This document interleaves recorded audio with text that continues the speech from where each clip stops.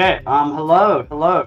Welcome back, VCC OCE. We're in round 4 now, so we're actually getting pretty deep into the tournament. And today, I'm here with Sir Banana, and we have got AcZy's Dogs versus Redline.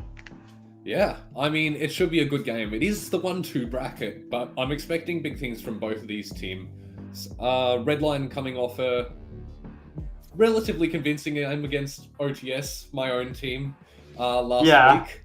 And I don't know exactly what to expect from AcZy's Dogs, to be honest, because with a lot of their issues with rostering, I believe we're having about 3 new players for AcZy's Dogs. So on the side of AcZy's Dogs, they've got three new players, all new main roster players.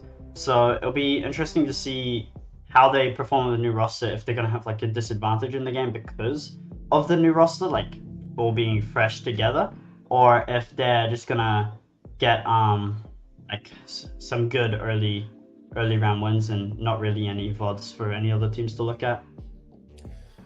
Yeah. All right. We're getting the map veto through now. So it looks like the first map we'll be playing is Pearl, and that'll be the Dogs pick. Should be interesting. I know of we're probably going to see a couple of probably Yorus on this map. I think that's what the teams have been leading into most of the time here. But yeah, no. For the side of AcZy's Dogs, play like Usman, I believe he favors the Jet over the Yoru, so we might be seeing a Jet on Pearl, which you don't see too often ever since like Yoru's just been in meta, but we might be seeing a Jet on Pearl. It might be interesting to see how Redline handle that, because I'm sure they wouldn't have gone up against too many Jets recently. Yeah, so it's interesting to see that Redline have banned both Sunset and Ascent, really wanting to avoid those sort of close quarters 5-many maps, opting for well, I say that, but their map pick of Split is very similar to that, so that should be another interesting game. Yeah, Split has gone incredibly well for Redline. It looked like the best map, especially against Silent Horror, where they just completely dominated Silent Horror, but they lost the other 2 maps.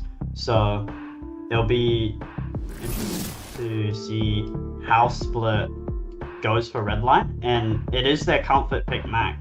So I do think that they will be getting that map. I don't see a world where they lose that map. And for AcZy's Dogs, might be rough. This is Pearl might be a must-win for them.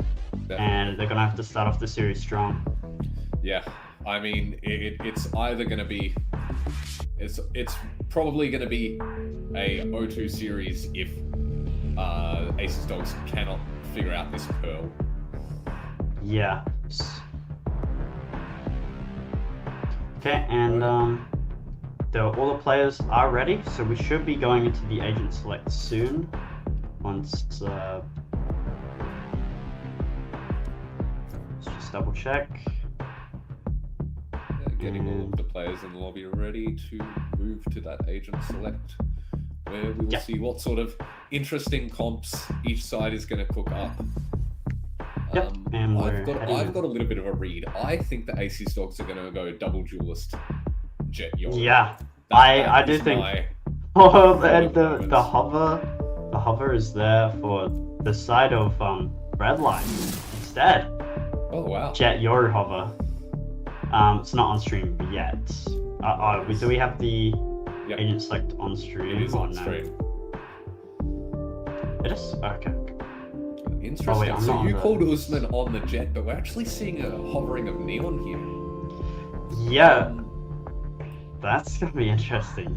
We're looking at fairly standard double duelist variations of the meta comps at the moment. We're seeing the Astra, the Vice, and the Fade from the side of Redline.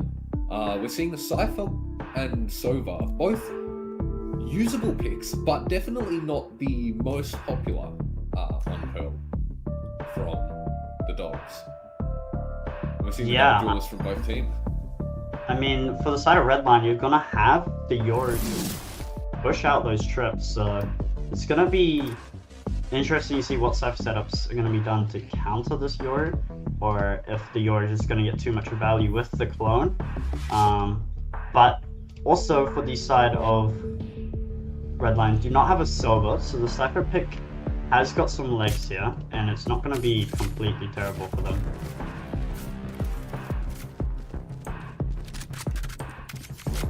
Yep. Oh. Alrighty. Moving to pistol rounds. We see that Redline will start on attack. AcZy's Dogs will be on the defending side. Looks like they're all grouping up club here. Seems like a fast-ish. Ready they might just be moving around. What was that glitch? Oh no, I'm just looking at the UI. Toby's not ready. What is that? Oh god. Okay. Just fixing up the UI? Yeah, just fixing the UI.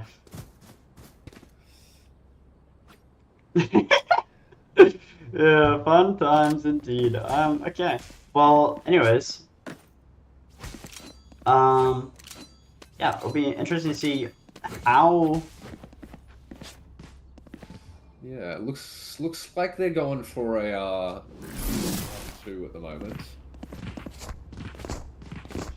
Yeah, we do see that. Bucket ready up teams and stuff when you can.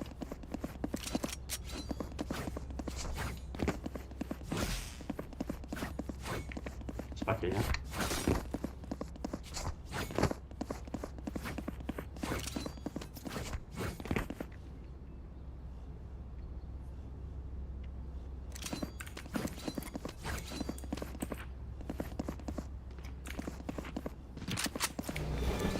Okay, and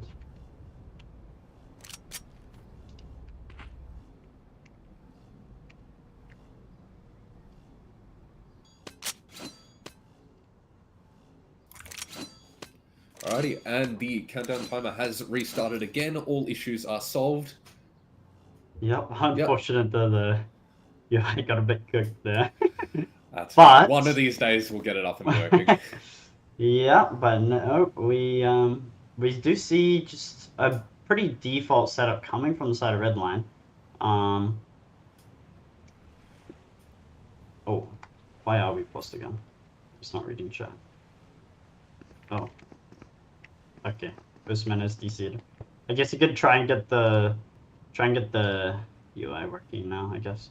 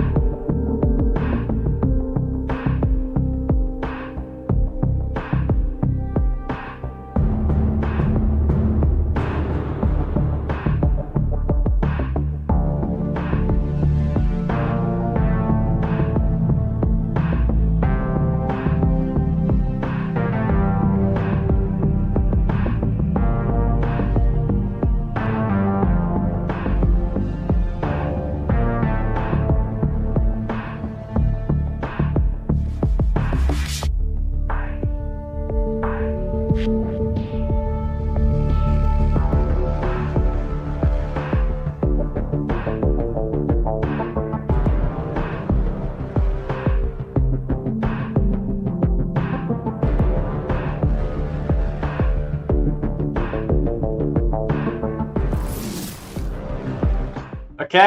we are back, and we should Finally. be going live soon.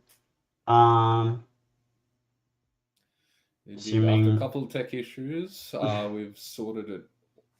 We've sorted it all out. Wait, can you not adjust the settings bucket? Okay. Yeah. Okay, hold on. Yeah, go. Okay, yeah, okay, we have sorted out the issues now. Okay, they're all good, Alrighty, moving the pistol out of the game. Finally, getting this game started. It looks like On mute. AcZy's dogs are all. Oh, hold on. Have they switched? Yeah, no, sorry. AcZy's dogs are on attack. The attack Redline side. on defense. It's looking like we're gonna get a fight here from Yoshido in Belong. As he looks like he's prepped to send a TP back and take this fight. Whereas the rest of AcZy's dogs are ready to try and fight with this space. Cutting through. Yeah, and as you can see, Yoshido is slowly just creeping up the pillar here. It's gonna take a flash TP fight. He just has to TP out, and doesn't get too much off that flash, and slowly all of AcZy's dogs are just gonna be able to call up with Belong. They're gonna spot out the Vice Wall here, then baits it out. Baits out Thorns as well, but there's a TP into Halls that maybe the side of AcZy's dogs could use here. But on the flank, we've got... Oh, look at this on the flank! Gets one. Yoshido man gets Astro Usman with Tolkien's kill. And this is so messy. Usman, he's not going to be able to stabilize here. Onyeka gets to come to Stormizu, gets a third into the round. And now it's just left into Yoshido for the clutch. And Usman, he's styling. But Yoshido gets the first. Now has to stabilize onto manager. Smoke comes in. He's just gonna go for lows. He has to go fast. One is tagged up except for Cypher. Manager's position's not good. And suddenly, it's a 2v1. Enemy remains. Onyeka with the clutch. What a crazy round from Onyeka. With that clutch kill run, the rest of his team die, as well as holding down that space in the flank, finding that first kill, really allowing his team to side without fear of getting shot behind. One enemy remains. The jumping right clicks, absolutely Yeah. crazy from Yoshido, Absolutely mental. And I mean, for the side of Redline, it was in the mid round. It was really messy with their two flanks, and Onyeka caught one, and it was a pretty big kill. Was notified of the other, and then on site, the kills being isolated. First, Usman gets that one kill. Onyeka another into mid, I believe, and really just honestly getting a lot of crucial kills from Onyeka, just getting the pistol round for the side of AcZy's dogs. Yeah, I think the entry from Usman as well should be talked about as well. The really utilizing that neon speed movement. The moment the Vice wall is going down, it immediately runs to take that fight in link. Really, like securing that exit space so that his team can follow on afterwards. And I think that there is going to be the difference between the neon pick and for both double duelist comps. Yeah, I mean, the neon has a lot more explosivity, and the jet in comparison is a lot more of a calculated agent, I guess you could say. You've got, only got that one you can dash. take your fights. Only one dash has to really get good value off that, whereas neon, you can commit your slide when you're confident, and you still have the B hopping for getting into sight. Yeah, exactly. And should we getting into manager's positions? Oh gosh. Usman seeming to be having some issues connecting to the game. Yeah. All right, we will be back All with right. you momentarily after this Tech Wars break. Oh god.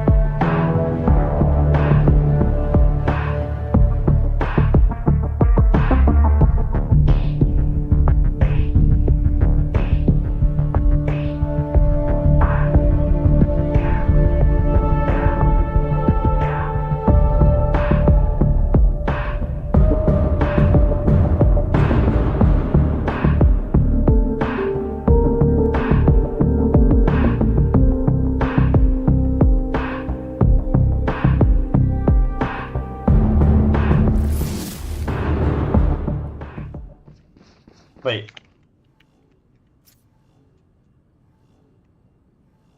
Oh, okay. Alrighty. Yep, we should Back be into the going back game. in. Team's just about ready, and the timer has started back up again. Alrighty. And let's see what we're gonna do. It seems here. like Redline are getting ready for a really heavy mid fight here. Yeah, it might be scrappy. Definitely. The 2-1s taking contact don't have the best weaponry for this.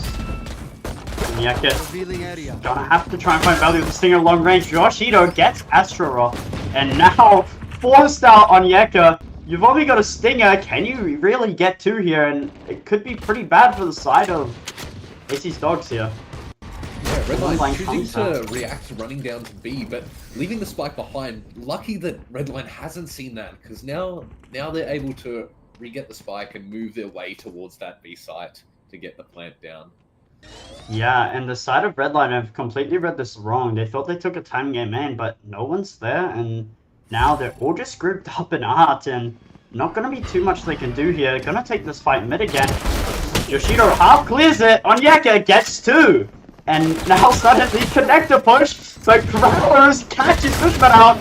Sorimizu catches Onyeka, and now it's a 2v3 for the side of Redline. Yeah. And As they prepare to slowly- retake, they're not quite aware of the One positions. enemy remaining. there on the side, and that's an absolutely needed 3k on site from manager. Yeah. Wow, that was so close. That round was almost red lines to take away with. Alright, we're not getting a replay. Again, Redline kind of going for that mid fight at the start, does find value out of it, but reads wrong, opting for that later retake onto B, in which manager just manages to find all three there. Manager managing it all. Yes, sir. And now we've still got an aggressive play mid here, something you can kind of get away with from the jet for Redline. And we see on the side of AC's Dogs, 5 people walking up here on the worst by Sorimizu spotted out, but he might be overstaying his welcome here. He might get caught out. Faces comes out. Crowlers, he gets 2, and Usman finally gets taken down. Manager picks up the kill, picks up the Phantom. No, Spectre still. There we go. Finally picks up the Phantom. So, Ango caught out in Connector, and the other 2 of the side of Redline slowly just walking down mid here and maybe pinching Spike planted. the Japanese guy. I don't know what the hell I'm going to call that guy. That's Zorba. Zorba? Okay, okay. Astaroth spots out. Sorry, Ango with the drone. Peeks out. Did a tight spot, but the HPs on the side of Redline are really low. One enemy remaining. That's why Manager gets another. Now, Sector 1v1 at Astaroth gets the clutch and the bonus conversion. Absolutely crazy kills from AC's Dogs there. The trades coming out in mid, equalizing the round with Manager's last kill in art there. Chooses to shift their way towards A, which ends up being the correct call. They manage to just find those equalizing picks on the retake. Yeah, manage to get those kills before they can retake that spike. Despite the worst positioning, they managed to just find those head taps. And that's going to put a severe dampen on Redline's economy going into this 4th round of the game. Yeah, and Yoshido trying to take an aggressive fight with the Marshall doesn't get too much out of it, and now just walking up, I mean, kind of disrespecting the fact there could be a stack here, and AC Dogs are looking to take this round pretty fast. Manager gets the kill on Tolkien, Usman with another entry, and just a double entry coming in from the side of AC's Dogs, securing the site, and Onyeka hears everything. He hears the last 2. Is he gonna get the perfect timing? Usman peeks out, gets 1. Onyeka slowly creeping up. He whiffed it! Almost whiffs that clip. Holy eyes. That would not have been one for the highlight reels. That would not be in the highlight reel. Definitely not. Yeah. One enemy remaining. Onyeka's positioning being absolutely crucial in a lot of these rounds. Hearing all of those rotations. Don't need to replay that one. But you know what? In the end, he did get that kill, and Ace Dogs come out of that with, I believe, 4 alive. Yeah, I mean, really good round for the economy. Redline need to win this round if they want to bring this map back into their favor. Sorimizu once again playing aggressive mid. Decides to drop back into art safely. Gets caught out by the blind, but able to sneak his way into Connector, but the side of AC's Dogs all playing really aggressive mid here, and just Onyeka on the late lurk main. Looks like it's going to be a 4-1 split for A. Woodsman though, he's got different plans. He doesn't get the kill on Sorimizu, a bit of an overstep, and now the 2 in Connector can slowly creep up. Krallis has read this timing perfectly. Zorba might find Zorba's this. hurt! Gets 1, gets traded, Only and now equalizes left in himself. 3v4. The retake starting to come through here. As the Cosmic Divide invested into the round from Gets 1, gets traded out by Manager. Manager gets another into the round, now left in a 2v1. And Yoshido, he's shooting a Storm Cloak. Now, left in backside, Manager has to win the clutch. And he does! He gets the 3K and keeps the flawless round win streak for the side of AC Dogs. Wow, that is a very unfortunate round for Redline there. I mean, they invested all of that utility. One They enemy have remaining. members of their team on every choke for that retake. One enemy remaining. Picks to get their way into the side. Yeah, and we see a timeout come up from the side of Redline. Really needed. I mean, they're kind of just losing duels right now. They keep getting man advantage situations and not really getting these trades out. And they're just allowing the AC Dogs players to get these multi-kills, get the round-winning plays, and they need to deny that. They need to show their strong team play that they've shown throughout the tournament. And if they're able to do that, I think they will be able to bring this map back a little, but currently these trades not there, and for the side of Redline, they're just not winning any man advantage situations. Yeah, I think it's going to have to be a change to their macro rather than their micro here. Definitely shifting towards maybe a more holdy setup. We're seeing a lot of the mid-default, mid-fights from them at the moment. Perhaps if they pulled back, played numbers a little bit more, they'd have a little bit more luck, but we need to see that sort of macro changes at the moment in order for them to find more value. Now we wait. Okay, sets up the wall deep in art. Yeah, Very deep. It's not look like we're seeing much different setup in the man positioning though. We're still seeing the 3 tucked towards the mid side. Yeah, the only switch up on the side of Redline is setting up this Marshall and also Ango on the B line. This mid hold though, they've kind of been getting destroyed. Eye comes out, Prowlers from Prowlers, it gets broken. Yoshido has hit the shot because he has no TP, and Usman is good for it. And now in a 5v4 situation for AC's Dogs. And off that pick, it looks like they're calling for the. Oh no, they're still looking to control that mid space before ending anywhere. They're happy just to play this slow after getting that pick.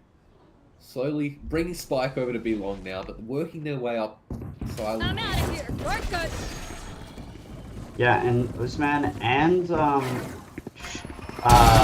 Dorbs both go into sight, and Prowlers gets the kill into Usman after Angle falls, getting the 30 trade, seconds left. and not having a complete deficit, but Prowlers able to get another into the round, now left in a 1v2. Good this round, but catches on Gecko with his knife up. Now left in a 1v1. Manager has the spike, probably going to TP. No, sticks the bomb. 10 seconds And left. Prowlers might commit the seize here. Does he catch him? No, he doesn't catch Manager with the seize, but knows he's positioned towards long. Bring them down. Prowler goes out. Nightfall is online. It can be invested, and it is going to be invested into this round. Goes for the fake tap, but can he hear it? He just heard it because of the Nightfall not hitting him yet, I believe, but still Manager the shot. I mean, I feel that just a rough situation for Krellers in the end. I mean, commits the ult. 30 seconds left. Gets tagged, but gets the kill. One enemy Knows his remaining. pillar as well. Spike down B. Yeah, perhaps a slight bit of One enemy remaining. That makes waiting for the Nightfall to connect before going for that hold. Would have suited him a little bit better with Manager being forced to swing that no matter what. Yeah, and now for the side of AC's Dogs, gonna just keep doing this mid default and put some B long pressure and go. Yoshido splashed himself again in B long, but able to TP out. No kill for the side of AC's Dogs. Ango taking aggressive line, has to dash away. And now AC's Dogs, I mean, they haven't really committed too much util, but they've forced both members of Redline off this B long line.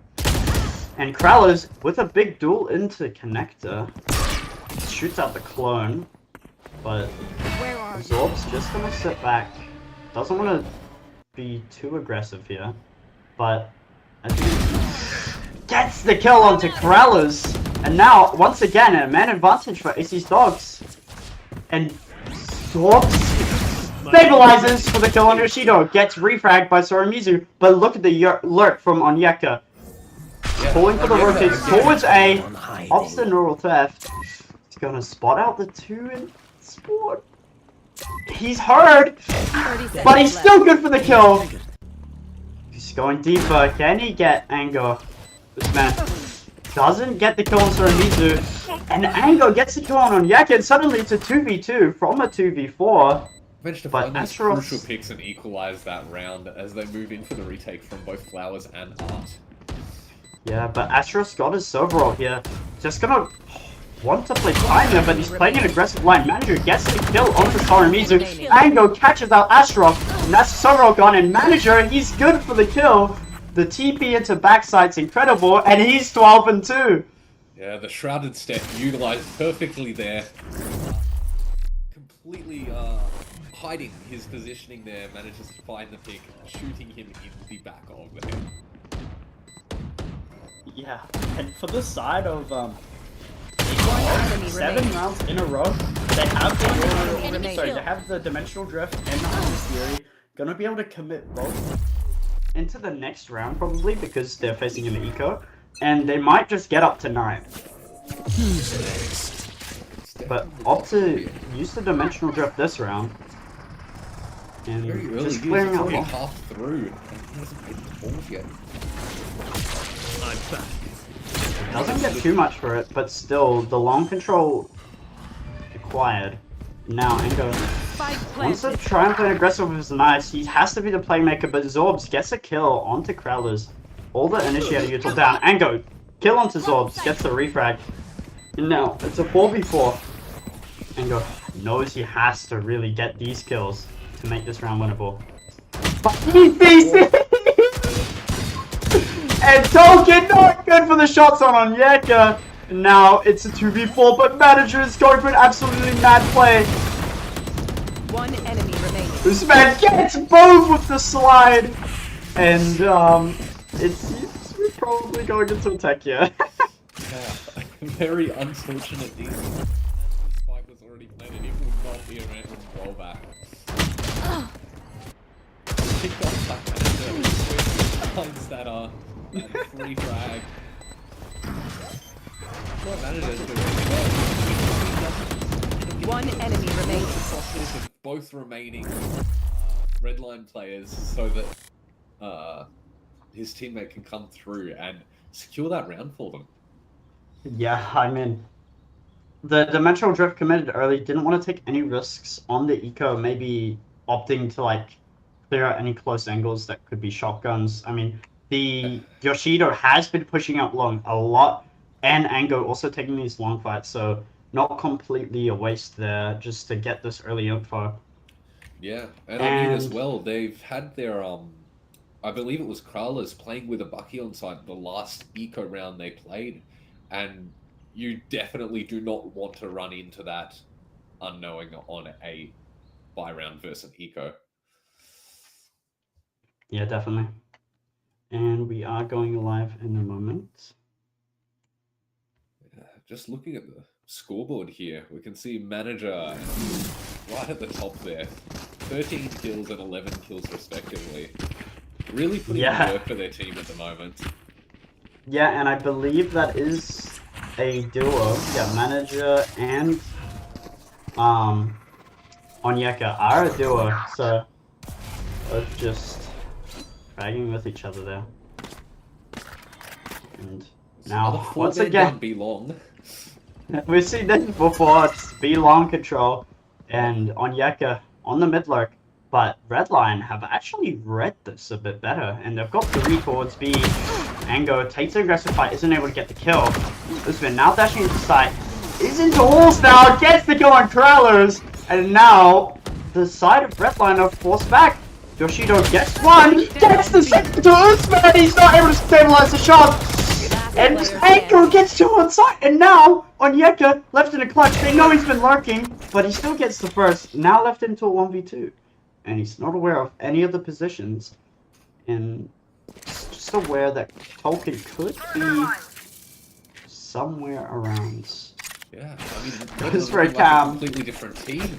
all they did that round was just win their gunfights. Onyeka unable to do anything to help out his team there, just holding that flank space, which they 30 seconds chose not left. to really abuse that round. Yeah, but still, Onyeka able to clutch this out. He has been good. Spots out one in halls. Opt to double up. Maybe going for a double swing here.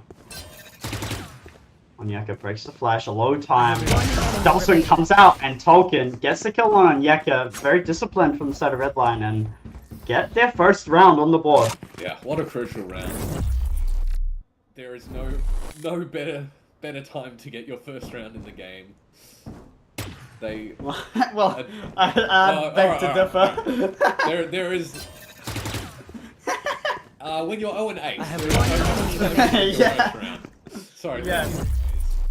Definitely a necessary round if they want to consider bringing themselves back into this game. Yeah, With and an 8-4 half still possible, they're going to have to put in the work in order to try and come back before they start their offensive half. yeah, Usman, he's just hunting for this kill. Sorry, Mizu poured out. Usman left on 33 HP, but Krallis has taken an aggressive position into A man. Usman looking like he's not even going to consider it. No one on AcZy's Dogs is looking. Does Krallis get the right timing? Planted. Just waiting for someone to push up mid, and he's going to catch Astrolf. He's ready for it. And now it's a 5v3 for the favor of AcZy's Dogs. With that Hunter's Fury on, like, you can see Astro kind of... Yeah, and for the side of Redline, suddenly get it to a 3v3, but Onyeka finally gets the numbers back into Dog's favor. Tolkien, another crucial kill. The ult comes out, and now Engo's going for the spike. Tolkien taking this aggressive fight. Victor, and he wins it out, and a 3v5 conversion for the side of Redline. Yeah, the Steel Garden being probably the biggest deciding factor of that round. Tolkien investing it in the retake, activated. shutting down everything. Weapons, allowing them to kills. Yeah, I mean, it was just incredibly played by the side of Redline, using the dimensional drift in the 3v5 ball move, but able to get the round, and really what they needed, getting it round on the board, really crucial, especially when you're going to be facing Usman, who's going to be committing his overdrive this round. Yep. And slowly walking up You mid, see a we five have... towards Go, go, go. mid side. Yeah, Classic and fashion, running his feet down. catches out Tolkien, he's so good for the shots. It's a running Neon. And Ango, he is going to shut Usman down. Now left in a 4v4, lines it out. Onyeka sends out the neural theft. Spots out that there's 2 in halls, 2 in connector. And they're going to opt to reconsider what they're going to do here. So Mizu, big door onto Onyeka here. He's not ready for it! Tries to drop back, gets out with his life. But Onyeka has all this connected control. And now, for Redline, have to do a 202 default, giving up the entire mid of the map.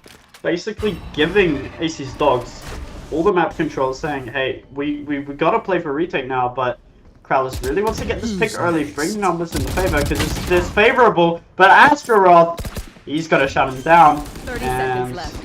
Yeah, The really side of- read from AcZy's Dogs to go towards that A side, knowing that has that control, the slow rotates all coming through the CT side.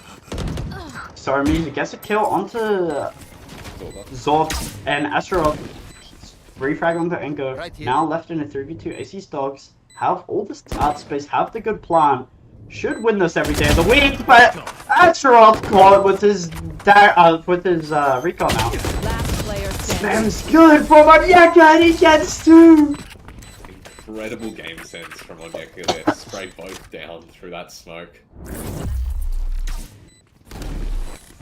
Yeah, I mean, if you decide a Redline, you want 9-3. Yeah, that's all you can ask for. Back off. Ishida coming in. Last player standing. Yeah, just nothing he can do as offense hide behind that smoke and just spray him down. Alright, We see AcZy's Dogs moving towards their B side of the map. Oh no, they've shifted their side, putting the Cypher trip down, moving towards this A side. Are they aware that Crawlers has worked his way up? He sends the haunt out, doesn't spot anything there, but he seems aware that it was a bad haunt. The smokes come in from the side of AcZy's Dogs. Looks like they're looking to end A here. Don't really have too much exit plan. Onyeka just playing the lurk here. Still waiting. Drone comes out from the side of Astaroth. Fellas, able to catch it out. Cease comes out. Doesn't catch this man, but Yoshido is got Prowler's back. Flash comes out. Blinds Prowlers. Finally, Zorbs gets a kill. Manager, another kill into Yoshido. Zorb should not be alive, but Soramizu finally takes him down. Now a 2v3. Soramizu picks up the Phantom, but Onyeka always lurking. And he's gotta get the kill, like. Okay, and so what the hell is going on? Desperation, I believe. Switching Desperation is what we're seeing at the moment. Doing everything in their favor, trying anything to find these rounds here. The Cosmic Divide invested, but Onyeka just finding that timing through it to kill Soramizu, and then kill Ango as well to secure the round. Secure the 10-2 half. Yeah, I mean, you don't want any curses. No, And definitely both comps attack-sided, but I don't know if AcZy's Dogs comp is that attack-sided, and they still have defensive capabilities, so it's gonna be pretty rough. Gonna have a really good pistol here, gonna get really good comeback here for the side of Redline, and they seem to be doing A and mid kind of defaults. yeah, and we see the 2-1-2 from the defense. Not really ready for this sort of art take that they're going for here. No people, no util even holding that space. Yeah, the double hold from AcZy's Dogs broken up on A man, and Uzman has to really get one here. Catches onto Ango, goes for the reload, but pulling it out the slide, and he gets both. Now, Zorbs with the kill onto Crowlers, and that's gonna shut down the pistol, left it a 2v5, and there's not too much Redline can do, and you gotta start thinking, is it gonna fall out of hand? Oh, Tolkien has to drop back into main. Yoshido gets the kill into Usman, a bit of an overextension, but the blind comes out. Tolkien speed up the cross, but Manager with the right click onto Tolkien, and a bad time to reload as Astaroth catches out Yoshido, man. Yeah. Systematically, then the paranoia connecting perfectly. The trade's coming out early in the round, really well in the favor of AcZy's Dogs. So we're moving to tech cores.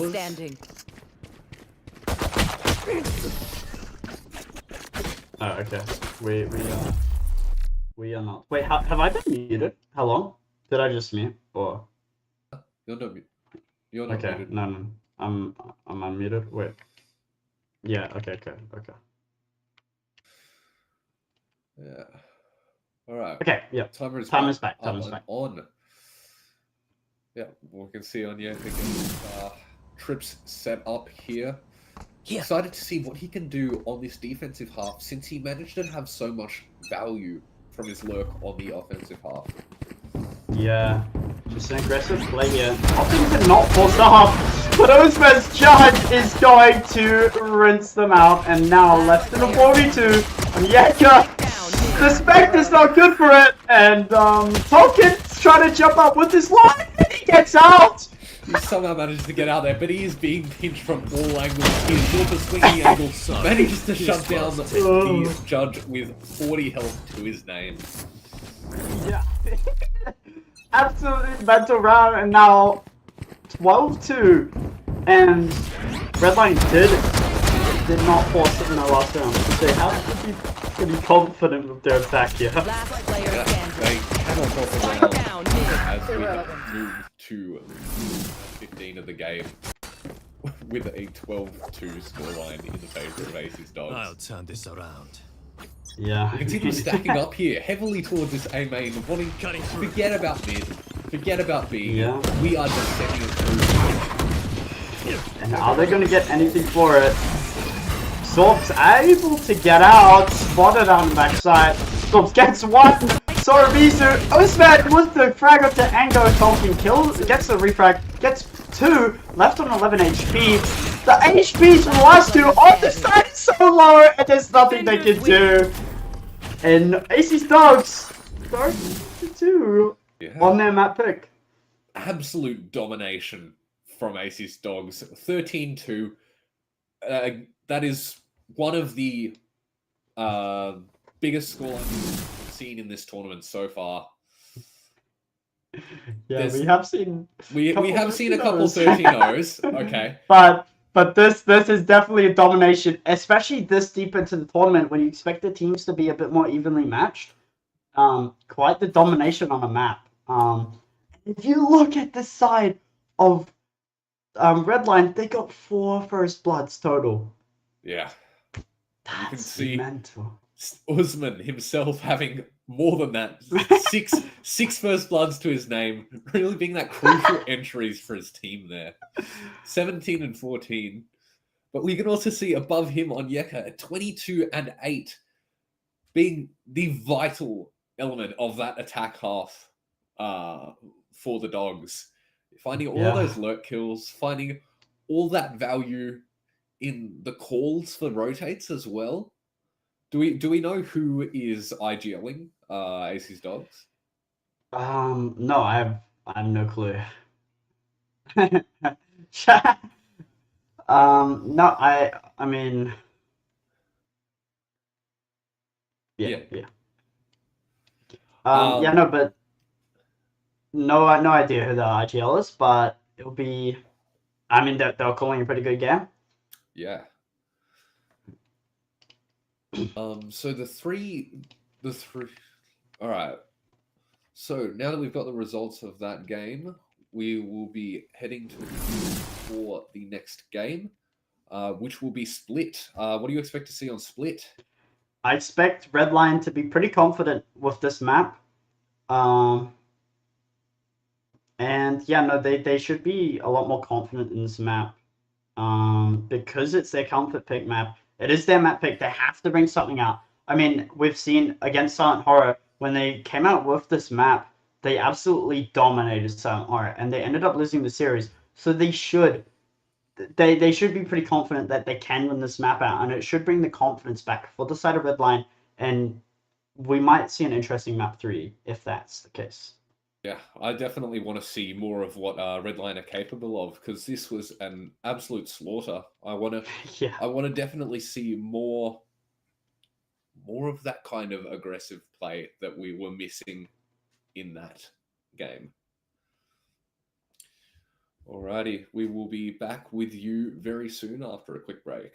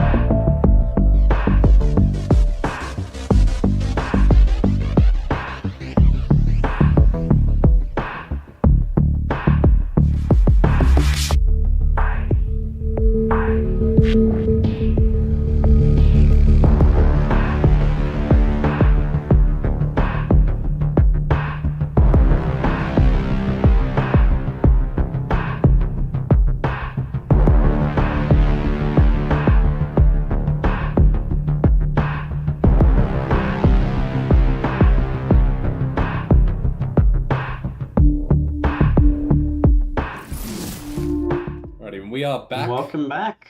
All right, just about to get map 2 of Split started after that crushing 13-2 victory for the favor of AC's Dogs. Yeah, I mean, that's absolute domination. And if you're Redline, you've got to reset the mental. Just gotta understand your map pick is here. This is your map. You've got to show us something.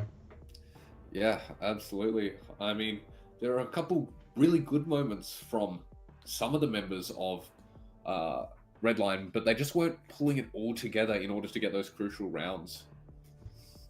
Yeah, I mean, just not really getting any rounds, to be honest. Got to. Yeah. And just couldn't pick apart the attack from AC's Dogs. I mean, 10-2 half, and the attack from AC's Dogs just very simplistic, just mid defaulting, and it worked a treat, and Redline couldn't handle it. Yeah. Especially with those lurks coming in from Onyeka, like a lot of those rounds were won because Onyeka was able to get both those crucial picks as well as the rotate calls. When he heard the rotates going over heavy towards that B side. Yeah, and let's see. Yeah, both teams gonna probably. I'm not sure about AC's Dogs how confident they're gonna be on Split. I mean, they were mid defaulting a lot on Pro, which leads me to believe they won't go down without a fight on this map. I think AC's Dogs will have a decent read on the map, and I think we might get a close map too, but I still think I'd favor Redline here. Yeah, definitely. I don't know the exact scoreline of Redline's first game on Split, but I know that they played really well against Silent Horror. Their first time on this map.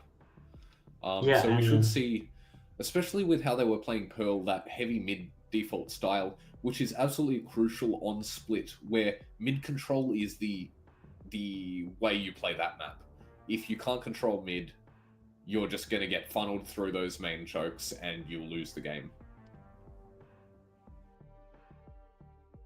Okay, and we should be, yep. Okay, we're heading into Agent Select now, and we'll be able to see what comes out from both teams. For Redline, I expect to see the comp they ran last time they played this map. And looks like, yep, they're going for it. They're confident, they're locking in, and hopefully we see a closer game. And for the side of AC's Dogs, still going for that double duelist, no info initiator. They're going for a breach here. What do you think of that? Very aggressive comp from the side of AC's Dogs. Yes. You have that double dive with the Yoru Rays, followed up with the breach util and the paranoia. You've got the Cypher for holding flank. Whereas on the other side, you have Redline's fairly standard comp. You've got the Fade instead of the second duelist, and that kind of allows you to play more info-y, more defaulty before you make those hard exit calls. Yeah, and I mean, Redline really had, honestly, a really good read on Silent Horror when they played. So I'm interested to see how this goes for Redline. And on the attack side, looking just to start with the mid default, getting this mid space really crucial on Split. So it's good to see that they're leaning towards this mid and B main. Yeah. Whereas the side of AC's Dogs seeming to be opting towards a fairly standard spread, looking like a 2-1-2 at the moment. With both Cypher trips going, both kill trips going up, ready to stall that B exec if it comes through. Deep smoke comes out from Manager. Maybe looking to deny a bit of info. The Haunt comes out and the play is up, and now Manager just sitting back deep. Doesn't want to commit too many smokes, but gets caught out by Yoshido Man. And now, Redline are just going to reset. And they're heading towards B, faking this vents pressure a little. And this lurk timing from Tolkien is going to be crucial. Is he going to get the right timing? decides to cage cross. And that's drawing Slowly rotates works as up well. around. Yeah. You can see a And- shooter man moving his way back to heaven, wanting to leave the site entirely. But this duel is big, and Astaroth gets Tolkien. Usman, another kill into Crowlers, and suddenly the man advantage is for the side of AC's Dogs. The Haunt comes out. Zorbs gets tagged, but it doesn't matter. Gets the kill into Yoshido, man. The kill trip's coming into play. And they're not cleared out still. Soramizu has to do so much. Gets the kill. And another kill coming out from Zorbs. And now Fake teleport. he's got a fake TP, and it's all the Zorbs show as he gets 3 on site. Yeah, Zorbanoodle really clutching up that round, managing to find those last 3 kills, getting the 3k, and securing another pistol round for AC's Dogs. That's the 3rd pistol round this series. What you said. Yeah. Looks like we won't be getting replays, Oh. unfortunately. This Alright. goes here. Looking like it's going to be the same sort of setup That goes here. there. We're seeing the Cypher Yoru on B from AC's Dogs, whereas Redline looking to kind of pressure mid, but it doesn't look like a full commit this time. Manager catches out Spike down Soramizu. mid. It's a crucial early pick for the side of AC's Dogs. Decides to TP out Zorbs, gets stunned up by Kralers, but now the stun isn't online. No explosive exec's gonna be available to them, and Redline just looking to try and One peek down. into B main and gets nothing for it. And go caught out on Yeko. He takes the space. Astaroth naded out. The nade is good. Tags him down to 77. Regen shield's gonna heal him back up. Manager just playing a bit aggressive in the mid here, but Yoshido catches him out. Bit of an O-step. Usman gets the kill onto Yoshido. Now left in a 2v4. And the nade is absolutely Enemy devastating. Really well played there. We see the early picks coming in. Don't stop fighting. Manager there, kind of seeing the value of that lurk smoke down the bottom mid that we kind of questioned in that first round. Followed by just the picks coming Spike through in the down favor of mid. AC's Dogs. Yeah, and for One the side of enemy Redline, I remaining. mean, can't be two-faced by a pistol, but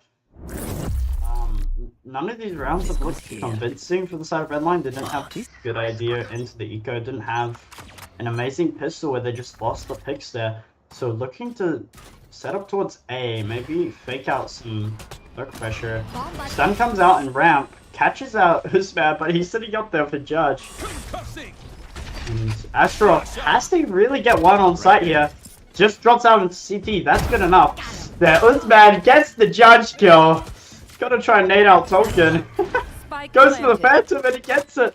Now a 5v4 retake and all ramp control is theirs, but Tolkien has something to say about it. Ango and Manager both getting kills on site. Gets the trade, and now 2v3. Manager tries to stabilize the shot. On Yaka though, gets the kill. One enemy remaining. Soramizu left in a 1v2, and Manager on 5 HP gets the clutch. No, another bonus conversion in the favor of AC's Dogs. Redline cannot catch a break at all. And I think what really helped the side of AC's Dogs on that retake was the ramps One and heaven enemy control. remaining. They got it so early, able to just run onto the Enemy side, remaining. really cave in on the side of Redline, not really gonna have too much options there. Yeah. And you cannot discount as well, Manager coming through CT there and using the shrouded step to cross and then draw the crosshairs of the members playing Elbow, letting his teammate come through and secure those trades. This man. From Judge to Outlaw. Doesn't get caught by the stun. Might get a lot for it. Yoshido gets taken down, but has to reload. Not gonna be able to do too much there. Crowlers with the stinger kill. The Now long reload slowly of the going. Outlaw time really Yeah. diminishing his ability to refight that there. Just creeping up here. Zorbs gets a kill onto Crowlers on the lurk. Astaroth another kill. Manager, everyone's getting kills. And Ango left in a 1v3 somehow. 14 HP and doesn't look like he's gonna have too many options here. spot that on Yeka, but I don't know. It's gonna be good for it. And we see a team ace coming through in the favor of AcZy's dog. Each member coming up with their own value there. One enemy remaining. Spike down. Yeah, A. I mean, just everyone really getting a lot of value there. Yeah, I think in particular, Zorbanoodle managing to kill that lurk kill in the heaven really was that read for AcZy's dogs that they are going to end A there, allowing multiple members to move their way over and stack that exit. Yeah, and we'll see. Looks like a fast A for the side of Redline.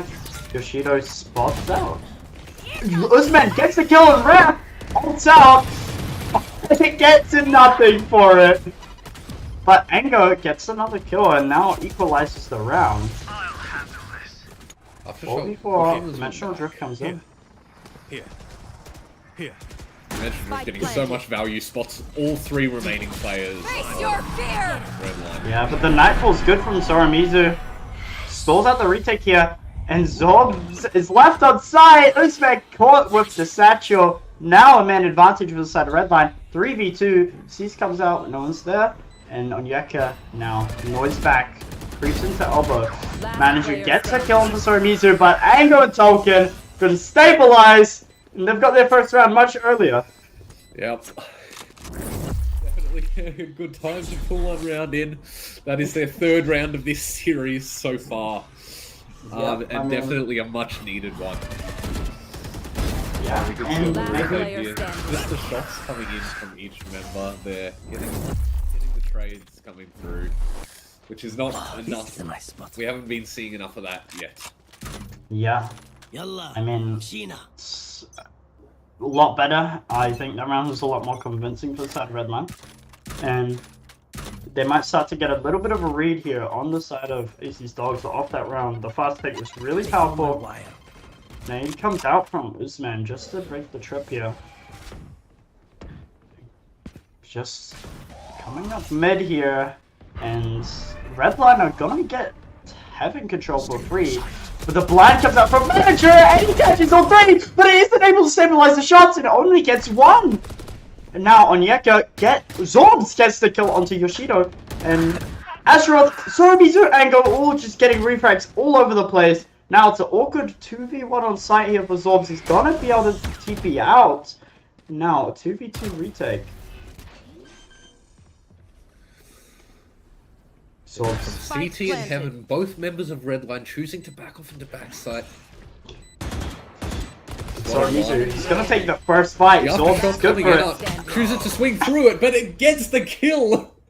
Asteroth with the perfect util, securing that round for AC's dogs. Yep, Choosing to bit go of skin shopping a little shopping. I think he's looking for a... Nope, there's no operator I here. don't think He's there was just an up going for online skin. that round. He was Yeah, just I looking was for a gonna skin. say, I'm not sure. I don't remember seeing it. Ready. Change of plans. A really good util coming out from Asteroth there. You gotta win the map now, Asteroth. You can't be shooting bodies and lose the map. Spike let's see. planted. Will that fuel Redline, or are they just gonna whimper out? I mean, they're not the dogs here, but Last it's player certainly standing. looking like it. Scoreline going to 5-1. We can see Redline opting towards this B side of the map, which they haven't done much yet. They've been doing a lot of their mid defaults, but it looks like they are running into 3 men on the side of AcZy's dog. Zorb spots out 3B main, and the double kill trip setup here for Onyeka. I mean, he's gonna be good for these kills, but give him 2 kill trips and that's free reign. The Boombot's gonna spot out one of the tripwires, and Redline are not gonna be confident to hit this. Angle falls, and the lurk kill onto Tolkien earlier. Usman, he's in spawn there, trapped, and Redline, just no exit into this round. The nade nearly catches onto Onyeka, but nothing's going the way of Redline. And Usman, his flank is going to be good. He gets caught out. Satchel B Enemy remaining. gets one. Yoshido trades him out. Now left in a 1v4, not going to be able to do much. And Asteroth catches Yoshido. brings AC's Dogs to their 6th round in the series. In the map. Yeah, Not what an serious. impressive setup on the B side of the map there. Sending all of their utils, sending the Boombot, the Prowler, all to try and get rid of those Cypher troops, and it just enemy remaining. didn't work. They were just Spike stuck down in that B. choke the entire time there. And the spray... I will refrain from calling it lucky, but the very skilled and precise shots through the box coming through there. And looks like a fast play from Redline. Sun comes out. Actually, that's wrong with his flash out, but Usman is there to back him up. Now, 4v5 scenario. But Astaroth is just gonna be waiting for the Cypher lurk. Face Do your they know of fear. Tolkien's position? And they will now. Forced out. And it's gonna get a little bit awkward. The nade from Usman! Absolute cinema! It's one aside, but Ango with the trade, stun buff coming into effect. Ango equalizes around somehow. Onyeka gets caught out by Tolkien. Finally the lurk's dealt with. But Ango has got himself in a good position. Gets the 30th of the round, has to get the 4K. Is it aware? And Zorbs gets the round win. Wait, yes, he clutches gets up. Yeah. Wow. My ult's ready. The trades look going in either team's favor there, going back and forth. The fight in heaven just going in the favor of Onyeka. Yeah, I Last mean, player Want me to standing. trade it out again, and then Zornoodle just coming in right at the end there to clutch the round, bringing it to a 7-1 scoreline. We're seeing a very similar start of the match yeah. here on Split as we did Pearl. And we're just not seeing anything convincing. Redline really can't get a read onto AC's Dogs here. Yeah. We're not seeing any adaptation. This is go for the same B main exec again. All comes out. He's got a spot too, but he misses the ult. Nothing's going to get away, but 2 picks will checks the clone, make sure, and Zorbs deep into P-Mania. He's got to peek off the smoke drop timing, but sorry he's not blind. They'll get 2 onto side, but Ango finally clears him out, and that is the 2nd round and 4th round in the series. Yeah, that really being crucial in that B exec there. Forcing Zornoodle to TP off the site, and I believe it was Onyeka again, just kind of tucked behind that box there. Can't do anything. Fully stunned. Despite how cosmetic we call it, the stuns from Breach do have an impact on their ability to take the gunfights. Yes, they do. You can't move as much, which is one of the best effects of it. Usman not caught out by the race nade here. Wait, Yoshi right past him! And he's shaking his head trying to find Ango, but the drop gets caught on site, and if played right, this could be Redline's 3rd round win. The paranoia comes in. Ango forced back deep round. Sends out his paranoia of his own. Tolkien gets the kill onto Zornoodle. And now, 2v4. Enemy remaining. 1v4, and Redline looking to get their 3rd round in the series. Manager not able to turn that flash. And 3v1, opting to save. Yeah. What a showing from Redline. This is really the aggression that we needed to see much earlier in the half coming out now. They forced their way into the heaven space with the breach stun. And even though they didn't clear out Usman, he does trade himself out with the Shrouded Step coming in close behind. Then the fight in screens just going in the favor of Redline. That's all you can ask for, I think, for Redline, is just a couple more rounds on this. Yeah, I mean, you want 2 more backing rounds here, 7-5 half, and then that's really doable, especially on a map like Split, where the defensive side is the much stronger side, right? So, Yeah. it's gonna be success on the A side. They seem to be moving back towards that area. The breach stun set up for heaven again. Looks like we're going to see another fast exec into heaven. Double satchel comes out, stun, not cosmetic, and Azeroth gets a kill onto Yoshido. And now just a fast hit into A, but everyone is here for the side of Dogs, and it might be a fast blood retake attempt. Soramizu caught up by the aftershock, opting for the stick instead of his life. Crowler's playing around TV. And this trip gonna be crucial for Tolkien. Is he able to capitalize off it? Yes, he is. So gets called out. Manager was killing silence for Crowlers. And going Tolkien both get a kill. Now left in a 1v2 is Onyeka. Has been good for it, but not this map. Is he gonna be able to clutch it out? No, he's not. And Tolkien with a 4K into the round. Yeah, just unaware of the positioning there.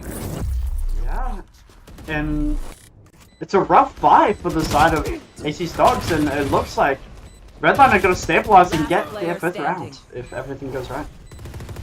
Yeah. Oh. Yeah, just the end of the round there. Yeah, just unaware of Tolkien's position. On site. Can't find that kill. Yeah, so we see a weaker buy coming in from the Dogs. We see a Stinger Guardian followed by 3 rifles, but with 1 light shield there. Yeah, and Shido faking this A pressure, and we've got 3 on the side of AC's Dogs stacked towards A. This conditioning of these A hits has been working. Zorbanoodle gets caught out on A, and now Tolkien has to go big on the lurk. There is a kill trip on B for Onyeka, but only 1 because of his weaker buy. One way coming out. Face your fear! The exec stall. Nightfall being invested into this exec. I've seen this story before! I mean, Manager able to get out with his life this time, but still a 4v3 for the side of Redline, and it's looking like Redline should, by all means, get their 5th round on the board. Tolkien puts the camera up, gets full blinded. Try to set into Mail, has to stall time a little bit longer, goes for the kill. Onyeka and Manager both are kill on site. Soramizu with the trade. Now in a 2v2 situation. Time is kinda low, and it looks like it'll just be up to gunfights here. Azeroth not considering the backside position of Ango. Ango not considering Onyeka's position, but it's so much, and only 1 HP to Onyeka's stay. 1 shot will kill him. And Ango's aware, and he gets the spam. And this time, skillful spam. Yeah, Redline really pulled through at the latter end of this first half of the game. Bringing up 7-5 in the favor of Dogs. But very crucial. This is considered a more defender-sided map. So 7-5 is not the worst ending for either side. Yeah, I mean, both teams probably going to be a bit happy with how the half went. I mean, for AC's Dogs, you do have the double duelist set up, so it's not going to be a free win from here on out for Redline. They're still going to have to really fight for this. A pistol would actually really help. They probably want one. Yeah, we can see the 3-man towards B side, but the kill trips are up, so yeah. They really have to find a way to work past that. He's gonna be looking for it, but the one way is not good for Zorbanoodle and Azeroth. Both get a kill. And now, it's gonna be really up to Soramizu to equalize the numbers. He gets 1 event. Can he get the 2nd? No, he elects to back out. 4v3 advantage. Now, Krell's taking a fight on B side. Stuns goes out a bit early. None of the team is here and not able to capitalize off it, but Onyeka's positioning here is crucial. Soramizu doesn't seem to be considering it. And Growlers gets a kill onto Manager. Another kill into the round. Ango as well. Now finally Onyeka's lurk comes out. Soramizu, he's got the C's out. And now it's a 2v1 somehow. Onyeka, time is ticking. You have to go. Ango is gonna be good for an insane round. Kraus has had a quiet game and gets the pistol, the first one of the series, for the side of Redline. Yeah, you love to see it for Redline there. After a series of both pistol losses, eco losses, and then bonus conversions, Last player you really standing. just love to see them getting a pistol round in here. Yeah. Yeah. I know the even, feeling. even from a 3v5, they managed to pull that back there with man disadvantage. Yeah, I mean, just the crucial picks from Soramizu and Kraus in that round. But into this round, an aggressive play towards mid on the side of Redline. Want to keep this mid space because of the Cypher Lurk. Want to try and punish that. Yoshido might get caught up with a nade here. Yep, heavily tagged up. And AC's dogs force their way through mid. Fake TQP comes out. Elizabeth gonna get caught out by Tolkien. Both stunned up though. But the side of AC's dogs aren't fast enough for this. Flash full blinds Tolkien. One enemy remaining. But Kraulin's good for the kill. Yoshido with the rope kill.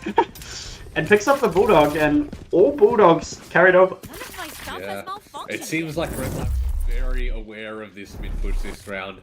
With their better guns, they opted to take those fights where their guns couldn't be taken off of them fast. And bringing 4 guns into this round. One enemy remaining. 4 Bulldogs and a Ghost with rifles on the side of AcZy's dogs. Stay out of my home. Yeah, I mean, it's a pretty strong buy for Redline. It could be a bonus round conversion if played right.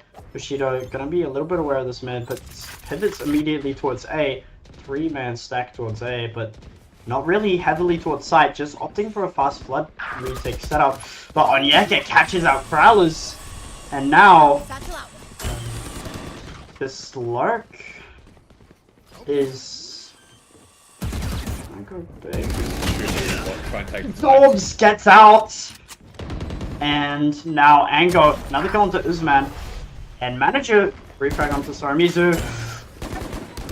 Catches out Zorba Tolkien, kill onto Onyeka. Now 3v2 advantage for Redline. Really want to convert this. One enemy remaining. Tolkien catches out manager. Astroff heavily tagged up. But Tolkien, he's the rock, and he's clutched out the bonus conversion. Yes, sir. Every first 3 rounds, these games have been bonus conversions with pistol wins, which is absolutely crazy. We saw the pistol round win and bonus conversion in the first game of Pearl from AC's Dogs, and then in the first half of this game it was AC's Dogs, but now we see the tides are turning. We're seeing a completely different Redline here, and it seems that being their map pick, they AC's Dogs opted to play defense first, but with Redline now on the defensive half, looking like their preferred side, we are actually seeing their prep work and their pick coming through. Yeah, and you can see this cam spots out. Zorba Noodle. Cage trigger. Flown, able to clear out the tripwire. Oh. Cage trigger. And we're gonna see just a back off from AC's Dogs down man advantage for the side of Redline now, and just this really spread default for the side of Redline, just not gonna leave any gaps here. And Zorbanoodle faking a little bit of mid pressure. Yoshido's full blind, but he's able to get out of his life. Zorbanoodle still faking this pressure, and Yoshido gets a 145 tag by the Deagle. Now Astaroth pushing him aside, and they've secured a plot, and suddenly this round isn't as bad for the side of AC's Dogs. Manager not really able to get the shot there. Zorbanoodle confirms the kill to Soramizu. Yoshido man though, however, getting a really crucial kill. Spots out manager, and high-low kind of both peeking out. Yoshido has to get the trade, does. Enemy remaining. Tolkien gets one on the side, doesn't know where the last is. Usman gets all HP, but Tolkien, once again, going crucial, and Angle and Tolkien are just frying right now. Yeah, and that is 8 rounds in a row that Redline have now won. Yeah, absolutely crazy. And 8 rounds ago, it was 7-1. Yeah, it was 7-1 rounds ago, and they have persevered, pushed their way through. We see both teams back on a bye now, with the online for AcZy's and the From the Shadows online for Magic. One enemy So we remaining. see how AcZy's want to invest those ults to secure a very vital round win here to stop the momentum of Redline. Yeah, I mean, you have to get these ults and you have to win this round, because if you don't, you're looking at 7-11 because of the economy disadvantage. But this mid pressure coming out from Zorbanoodle once again, faking this kind of mid pressure. Lurk coming in from Onyeka as well, but no one's really situated for this B push. Only Tolkien with the double kill trip setup. This man Portal trying closed. to see if he can spot out these trips. Not really able to. Cutting through. The rounds goes quiet. Big kill from Zorbanoodle. Gets the kill onto Yoshido Man. Now suddenly, AC's Dogs are in a really good position to win the round. The Omen blind comes out. Growlers gets blinded out by the Yoru. Tolkien gets to on side. Boom! Zorbanoodle and his mate was stuck, blind in heaven, but gets the kill. Now Onyeka in a 1v2. Ango and Tolkien once again. Just the rocks. I mean, there was nothing else there other than just the kills coming through in the favor of Redline. The stacked players towards that heaven really Spike holding on to down, that space B. so that enemy remaining. so that AcZy's Dogs cannot have that B split that they want there. Yeah, I mean, Tolkien really going huge on site. I mean, he's just been absolutely frying on this defensive side. I mean, I haven't seen a round where he hasn't been getting absolutely just like 2k, 3k or something like that. It's just been really good. And I mean, Ango also being really solid. And it's just been really, like, they look a lot more confident now with this round streak. And we should be heading into a short tech pause here.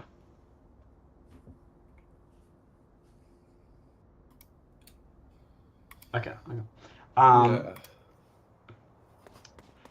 For We're these... we're looking at, again, it is now 9 rounds in a row that That's crazy. the side of Redline has managed to accumulate against their opponents.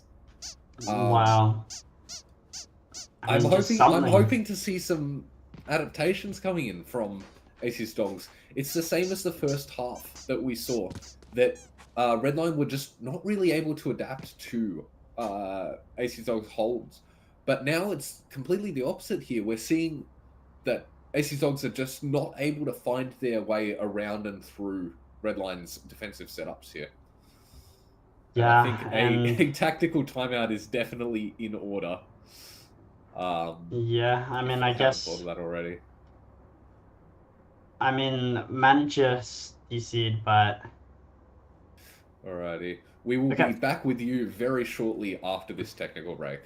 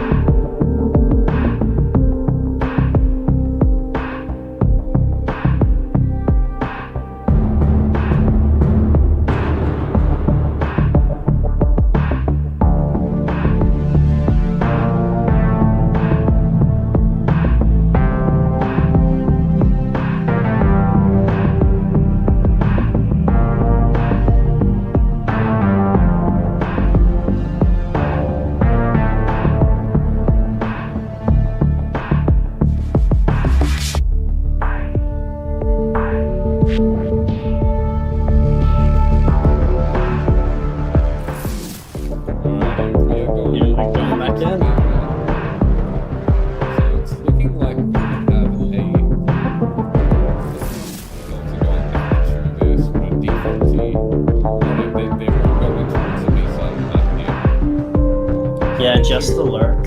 Yeah, hoping to push their way into this garage space. Dimensional Drift Instantly. invested immediately. Yeah, spots out. Token. Might be going for the kill. Oh, yeah. Get caught by his own stun though. Doesn't time it correctly.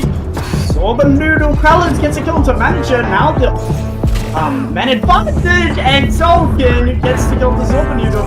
But yeah, okay. Stabilizes some sort of sense into the round. And still stunned out Atroth. This man gets to kill the Token. Big kill. This man is gonna get blinded out. Last player standing. What? So much util is being thrown left and right, everything connecting them. 2 breach ults invested, the paranoia, the aftershock, everyone getting hit by every single piece of util. But in the end, it is going towards Redline. Their 10th round in a row. Yeah, I mean, absolutely insane. And Kreller's just coming up big in the 1v1. Needs to get the shot onto him, and he does. Last player standing. Onyeka has been as impactful this map, just a little bit more quiet. I mean, still 13 kills, but I mean, he was absolutely fragging the previous map, and now just fully set up towards A for the side of AcZy's dogs, and they just really can't find any answers. The ult comes in, but no one's on A side. It's just going to be a fast flip retake for the side of Redline, and they've kind of read this round pretty well. Now, big duel and Bram. Onyeka gets 2, and that's the impact that I've been waiting for. Now, left in a 4v3, but Zoramizu catches Onyeka. Now, the Nightfall comes out and tags 2 on sight. You know one's got to be towards main here. But Zoramizu, he's double blind. Usman gets a kill with the boom bot. Now left in a 1v2, Tolkien gets the first onto Usman. Now in a 1v1, Astro hasn't heard anything though. Time is low. You have to go now. Here's some reposition towards elbow. But isn't ready for this fast wrap, and Astro has played it correctly. And finally, the bleeding has been stopped. But is it too late? AcZy's dogs finally managed to get a round onto themselves with Astaroth finding those last crucial kills in the post-lane hole. We can see it. Tolkien goes for the tap, expects him to swing out of the elbow, but Astaroth just finds that. Yeah. Really well played. Putting a stop to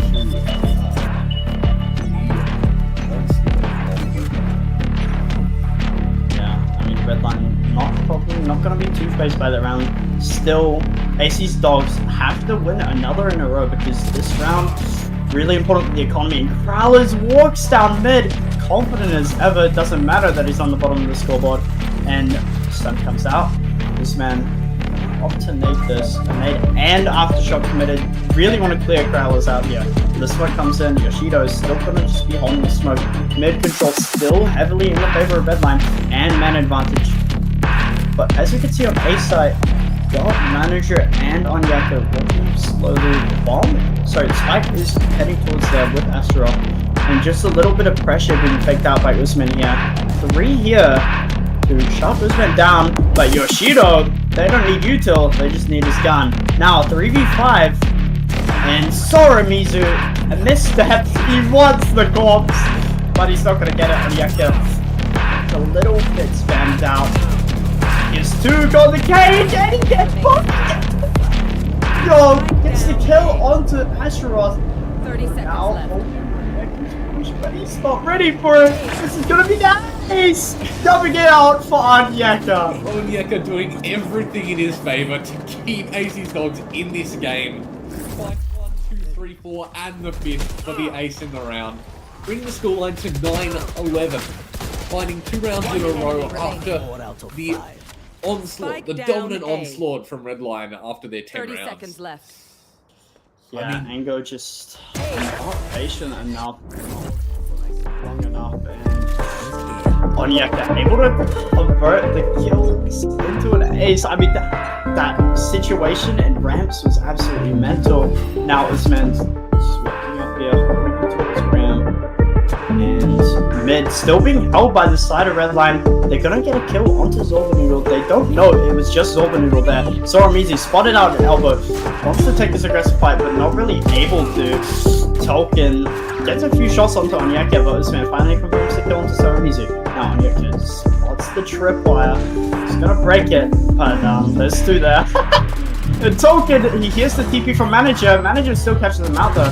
Growler's able to stabilize onto Manager. Now it's looking through the side in favor of AcZy's Dogs. Flashes out onto Onyeka. Growler's 3 into the round.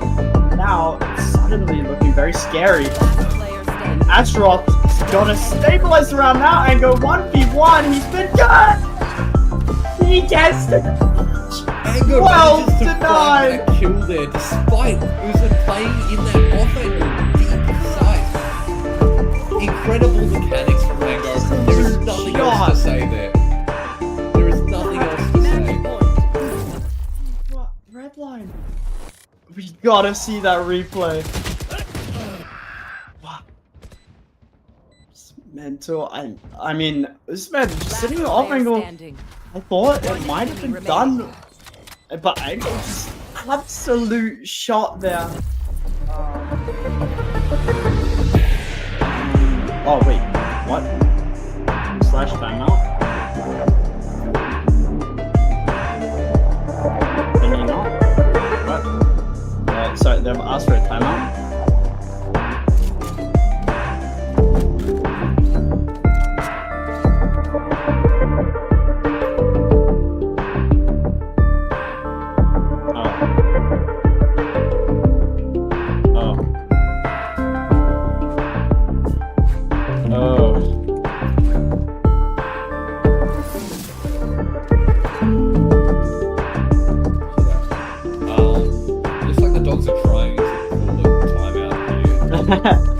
Bit late in the round. Bit too late, unfortunately, so they may end up just having to play this round out. Yeah. They will have to try and figure it out on the fly here. Not being able to use that timeout means that they will Just called it too late. Spots out Ango and he's gonna sit into CT. Onyeka gets the kill into Yoshido. And that's a big entry pick. This man, I'll take the push into CT here. Ango seems aware of it, but the running gun might be too much. And it's a 2v5, and there's no way that Redline are gonna get away with this round. Soramizi gets the kill into this man. Gets the 2v4 Token, another kill into Zorbanoodle. Atroth, you two really good there, getting the kill with Token. Now, that's gonna be too much for Soramizu. Onyeka secures his third into the round. I'm definitely going to want to see after this game how many firsts. It seems like every crucial round is being won by Onyeka's to be the one to be at the start of the game. Just that man advantage being the most important thing there. Yeah, and for the side of AcZy's Dogs, you've got to get these 2 more rounds together. For Redline, looking at the economy, it's going to be pretty rough in this round. So, looking probably to save, give them 11, and it might get close here. We might get OT if AcZy's Dogs can just bring that last round. I mean, still, Redline should be happy with where they've set themselves up. I mean, getting to this 12-10 lead. I mean, they could just pull out some random thrifty with an insane clutch from Ango. It's definitely possible. We've seen some really well played thrifty rounds from the side of Redline in both the series and just this game as well. I'd be surprised if they do manage to pull this through, but they are definitely at a disadvantage in terms of fire. Here. Yeah, I mean, just Stingers coming out. I mean, they've been good for some Stinger kills here and there, so I wouldn't count them out with the round just yet, but still gonna have to work for this round. But looks like a 5-mid stack. They've read it correctly. Shido catches that Onyeka. That's the raid boss down. Ult comes out. isn't able to get anything off it. No, Rally's peeking out the stinger, not gonna the range. Sorry, Music catches onto Manager. Now has to drop back into sewers, forced away from the aftershock, and it looks like AC's dogs are just gonna get sight for free in the plant. What a read from AC's Spike dogs, planted. opting to tuck themselves into the angle, dodging both the breach stun and the haunt, able to take that fight. Yeah, just and not get playing numbers too in their aggressive. favour. And Mizu, you're just left in a really rough clutch here. I mean, Astaroth is low. If he gets his kill onto Zorbanudu, which he will not, but it could have been close. And that's the 11th round, expected for the side of... Make their fear. Looks like we're in the third tech. Expected for the side of AC's dogs to get that round win, but... Yeah, I mean, yeah, no, Redline. 4 Redline. out of the last 5 rounds. Bring us back to 11-12. But now we're going to see even buy from both sides. It looks like Onyeka might be a little bit short of cash. We might actually see the monetary advantage going towards Redline here, going to potentially the final round of the game. Yeah, I mean, Redline...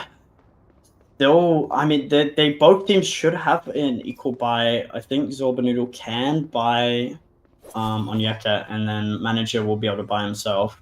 And then just the ults, though, it's gonna be a hectic around. Crowlers and Astaroth both have Rolling Thunder. Uzman has the Showstopper, Dimensional Drift for Zorbanudu, and the Nightfall for Sorimizu. So it's just gonna be a lot of ults spammed into this round, I think, and might be a bit messy. It might be one of those Valorant rounds. Yeah, we all know those. Because we do have all of those vital ults online. We may see AC's dogs just try and full send it into one of these sites using the breach ult and the entry.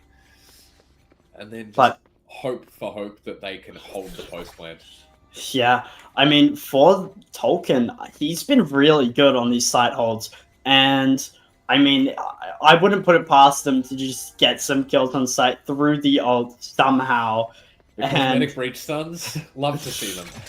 Yeah, I mean, let's see.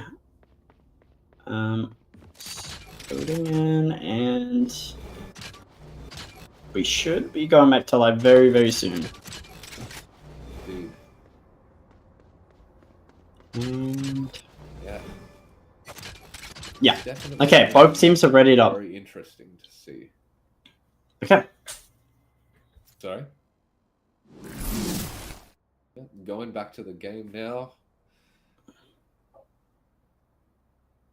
Yeah, and we will see that, yep, definitely an aggressive B-main kind of stack for the side of AC's dogs. And double kill drip for Tolkien. Okay, Dimensional Drift comes out. Just gonna spot out Tolkien. Here. Spots out. Doesn't spot out any of the trips, I do not believe.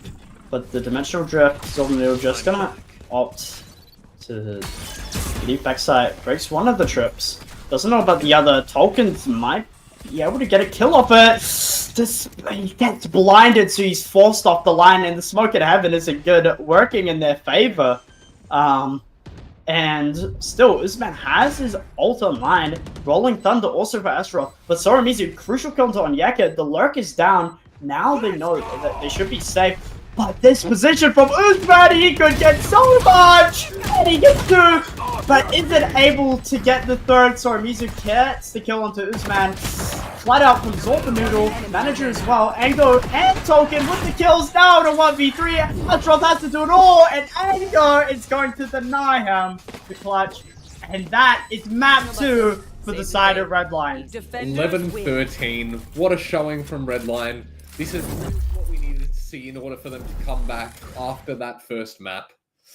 Yeah, I mean, it just their map pick going.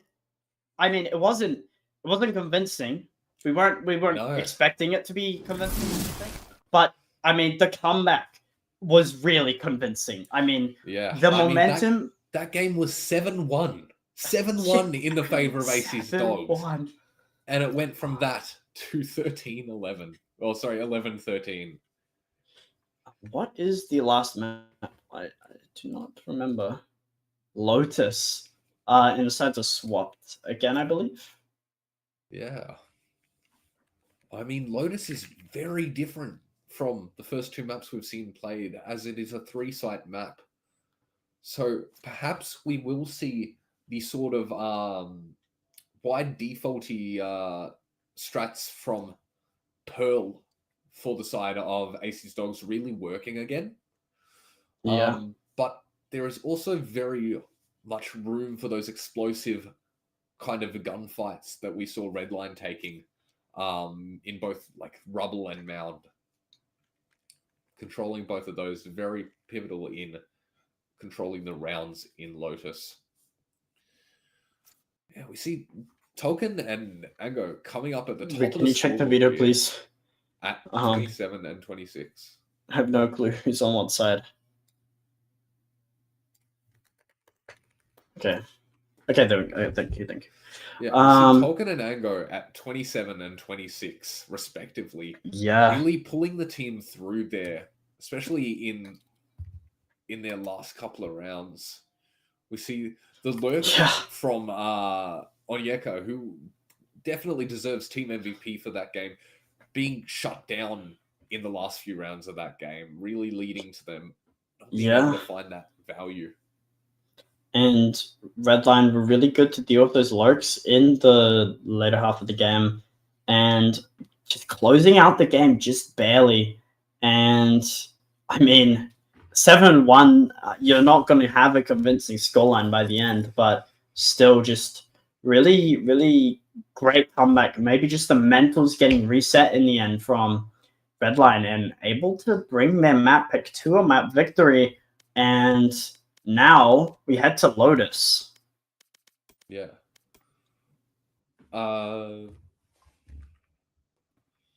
Yeah, we will be going into a 5-minute pause, so we will be back with you very shortly. Stay tuned. See ya.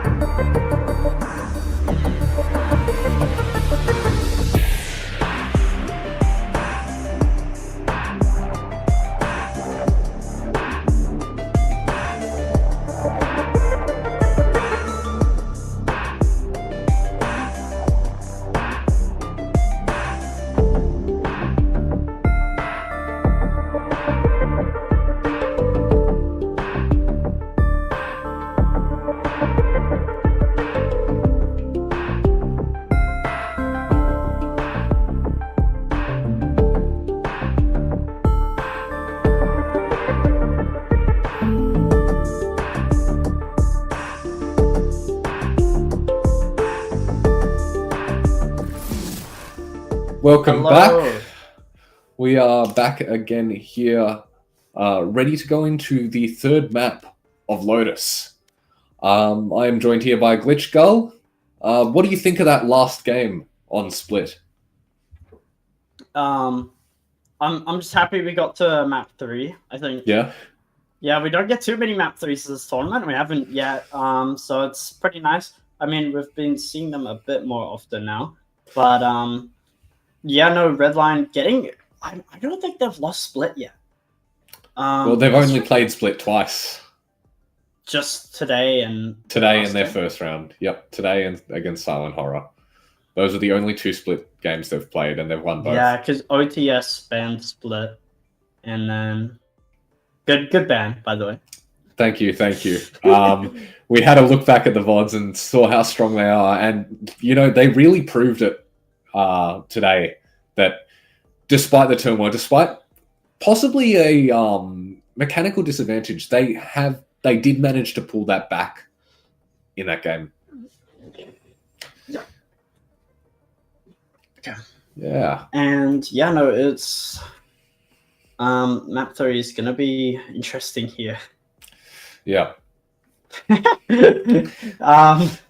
Yeah, the cat is looking forward to watching the next game. You really wanna watch this, huh? Yeah. With this. I wonder who he is rooting for. Probably not the dogs, to be honest. Yeah, he's probably not rooting for the dogs. Probably rooting for a Redline. Yeah, no, definitely. I'm interested to see because Lotus, the aggressive plays that Redline were able to pull out in that last half of Split, gonna be really good here. So they might have a good read on this map. Before I wasn't so confident, but now I think Redline could win Lotus. And for the side of AcZy's Dogs, you could say the exact same thing. So I think we will get a close map 3. Yeah, well, I mean, this does feel like a middle ground between the strategies used in both maps. Pearl being a bigger map, you kind of need those more defaulty plays, those more control the extremities kind of thing, whereas Split is very explosive. And I think we're going to see both of that coming up from both teams on Lotus here. We're going to see the wider macro of kind of shifting the rotates around to find the less stacked site, but we're also going to see some very strong fights coming through on both Mountain and Rubble, I think. Yeah, definitely. And we will see. We'll definitely see. My God.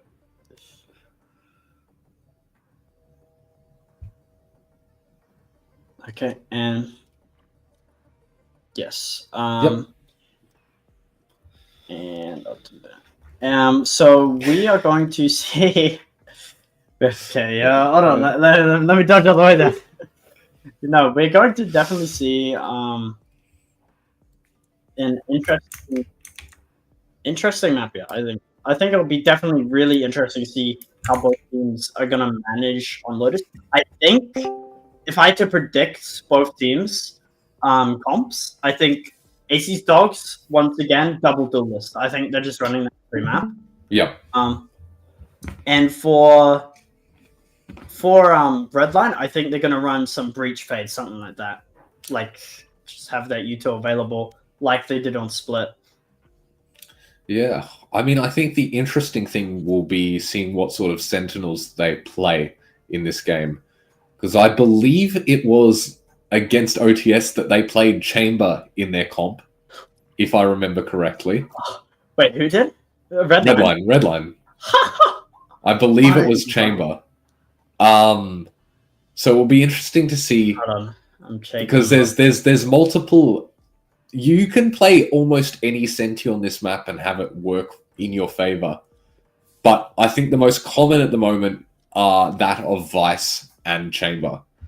And so it'll be interesting to see how they want to play around that. It seems like they played Vice. They did play Vice? Okay. Yes.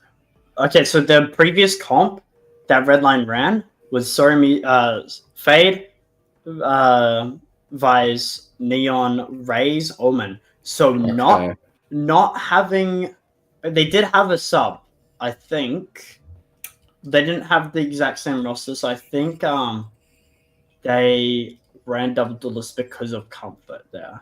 And I think that'll be the same thing we're seeing today in terms of AcZy's Dogs as well, because we do have the new roster coming through with 3 new players, and especially that of Zorbanoodle, who does prefer playing on that Yoru. I think we will see another Yoru pick going into this map. Yeah. And okay. Yep. And we should be ready for the agent select now. Yep, we're coming in just now. And yep, we'll be able to see what agents we get here. Yeah, it'll be interesting, definitely. Okay, Natural on the Fade. So let's see what Redline. Okay, so they are running the double duelist. Interesting to see. We have Zorbanoodle on the Rays instead this time. We're going to see Neon Rays on one. We're going to see Neon Rays on both sides. Looks like. This man hovering Reyna. I'd be absolutely mental if we got that. It would be. I mean, Rays in itself has enough space taking capability. No, he does switch out to the Yoru instead. So yeah, we're going to see the double duelist coming out from both sides with the Fade from both sides, Omen from both sides, and then the Cypher on Dogs and Vice on Redline. Yeah, I mean, that is definitely... I honestly expected them to lean to the breach, but it makes a bit of sense. They still can do their aggressive plays, and they are good at them, so it's not completely out of the ordinary. And yeah, I think the Yoru was definitely an important pick. Perhaps an anti-pick to the Vice comp of Redline. With the C-hold from Vice you see so often on Lotus, it just goes untouched if the attacking team decide not to go towards C.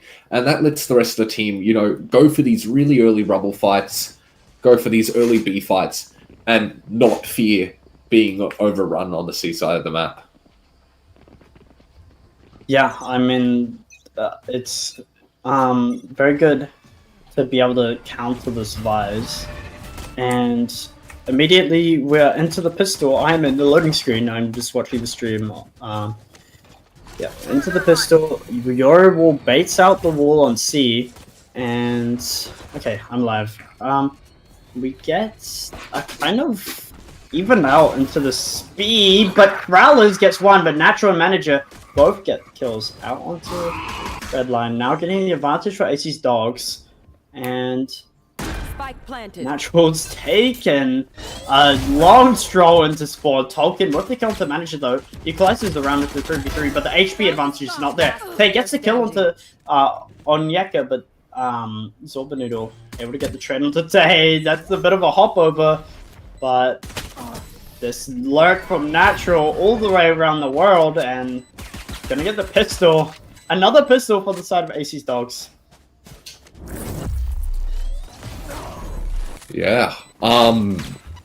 Again, another pistol on the board for AcZy's Dogs. Really wanting to be explosive going into this game.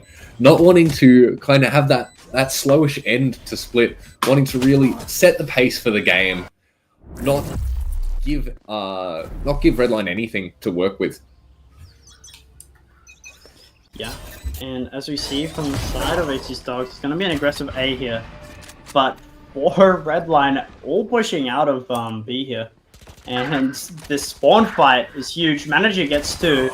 Tolkien finally gets a trade onto Manager, but Onyeka with the Outlaw gets 2 more. And Soramizu now left in 1v3. They go for the knife. The economic damage is not worth that. And only 2 guns left over. Yeah, I mean, just read perfectly by the Dogs again.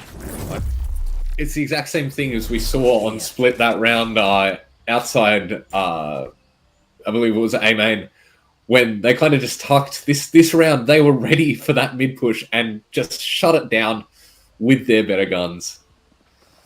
Yeah, I mean, the side of AcZy's Dogs have really been reading these aggressive eco plays that Redline like to do, and it's pretty crucial in just keeping these conversions mostly clean. And Redline 4-man fight into A-man. And Sorbanoodle lurking outside B might get spotted out by the Prowler here.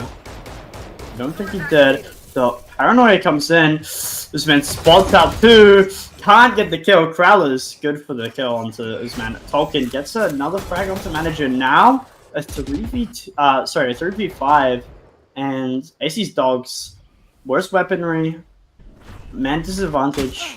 This round should by all means be Redline's to the taking.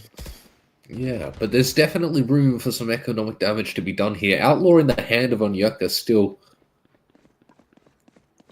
Yeah, and I mean, they have got two people who could take one bullet, but Natural with the nice shot onto Tay.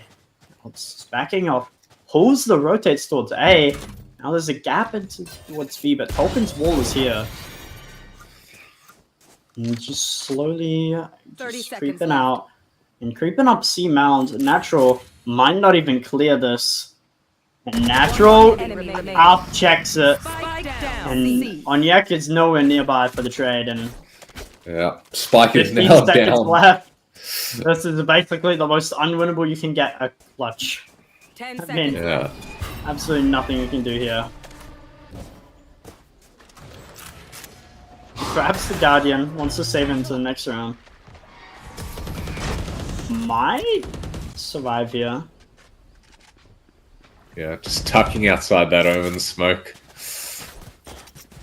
Yeah, and keep that rifle and then play a sort of double bonus this round with that Guardian, as everyone else seems to be forcing up into the fourth round of the game, the scoreline being 2-1 in the favor of AcZy's Dogs. yeah, I mean, we're seeing AcZy's Dogs looking to fight Rubble here. It's going to be a big Rubble fight. He's going to probably be taking most of the util here. He tries to shoot out Clone, misses a little, gets the TP.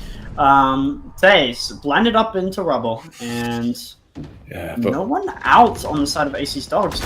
Growlers isn't able to get the kill onto Onyeka, and now Onyeka gets all the information in the world, and C site is just open, and Tolkien's read this completely wrong. Onyeka, he's got to keep going. He gets another kill. Kushida man finally with the trade. Usman gets a refrag onto Tay. Now 4v2, advantage for AcZy's Dogs. And Tolkien sitting in waterfall here. Blots out Natural, but isn't able to get the kill. Crucial kill if he got it, but not able to get that. yeah, the round slows down again. Tolkien and I believe Usman here. Sorry, Tolkien and Yoshido man here, just opting to pull their way back to spawn, not wanting to give up their rifles. Yeah, I mean, it's probably a smart play. They can probably buy two of their teammates, and then one of them might take a hit, but still gonna be able to buy into the next round. Don't want to be forced onto an eco. Yep. As the scoreline goes to 3-1, Dogs take their third. No intention to stop. Very nice round again. The rubble fights are ending up working out in the favor of Redline, but they are just not able to do enough after that point to secure these rounds.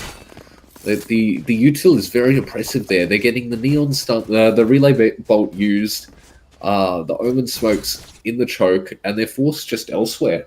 But again, the star shining on the side of the Dogs is on Onyeka again, who managed to find that pick in B, find a second one after tripping the vice wall. Yeah, and an aggressive fight this time from AcZy's Dogs. TP's out. This man doesn't really want to take this fight. I mean, the util from Redline has been so strong. But Tay gets a kill into Usman when he goes exploring for more. A man advantage situation for Redline. Gonna be a crucial run if they can convert this. Door into B, create some pressure, but Zorbanoodle not gonna go for that commit. Nading out the Thorns, but Natural has fallen, and now no Initiator util, and Manager, he's not gonna have that blind ready and available, so gonna have nothing to get into sight here. Yeah, they're stuck in a 5v3 here, not having any map control left, having to choose between executing onto this supposedly stacked C site or rework the map.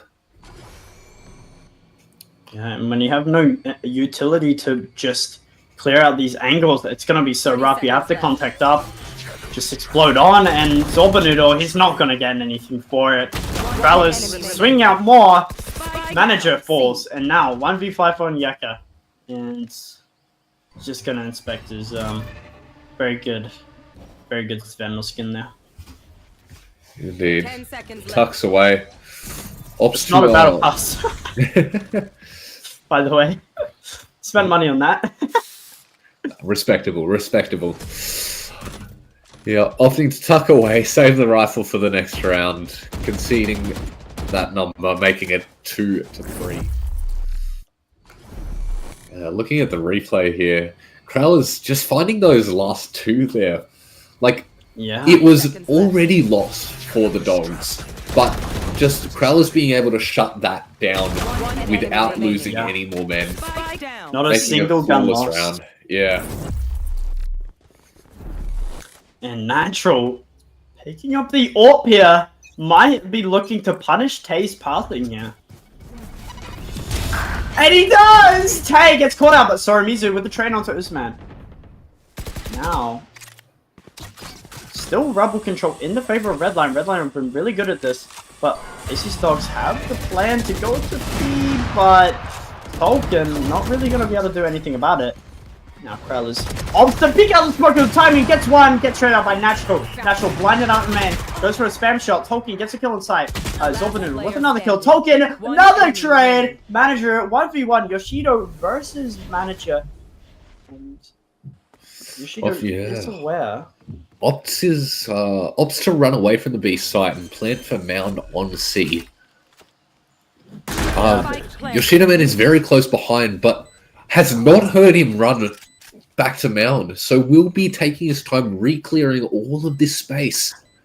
Yeah, and it might be precious time lost. I mean, especially once he sees the bomb down on the Mound's plant, you're going to have to expect that he's probably playing towards his Mound position, and you've got to speed this up. And Yoshido seems to have the read here.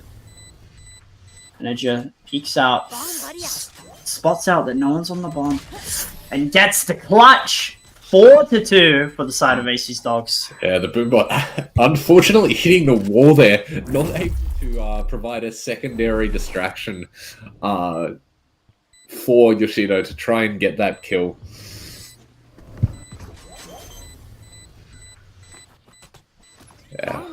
Yeah. And, I mean, Redline have been having these first rounds, in theory, in their favor, but maybe stacking towards Rebels still too much in the late rounds when AcZy's Dogs haven't really gone to re-clear this Rebel space. Yeah, we see a lower buy coming here from Redline with all rifles from AcZy's Dogs. Who's next? Yeah, I mean, the Dimensional Drift comes in. It's going to spot out Tolkien, and Tolkien's going to have to go big here, but Natural gets caught out trying to bait out the wall. The shorty comes in from Usman, brings the numbers advantage back into the favor of AcZy's Dogs. Now, this retake, Soramizu has to go big here. Only one with a rifle online for the side of Redline. He's also won off that Nightfall, though, so potentially after a pick, he can invest that in order to steal this round.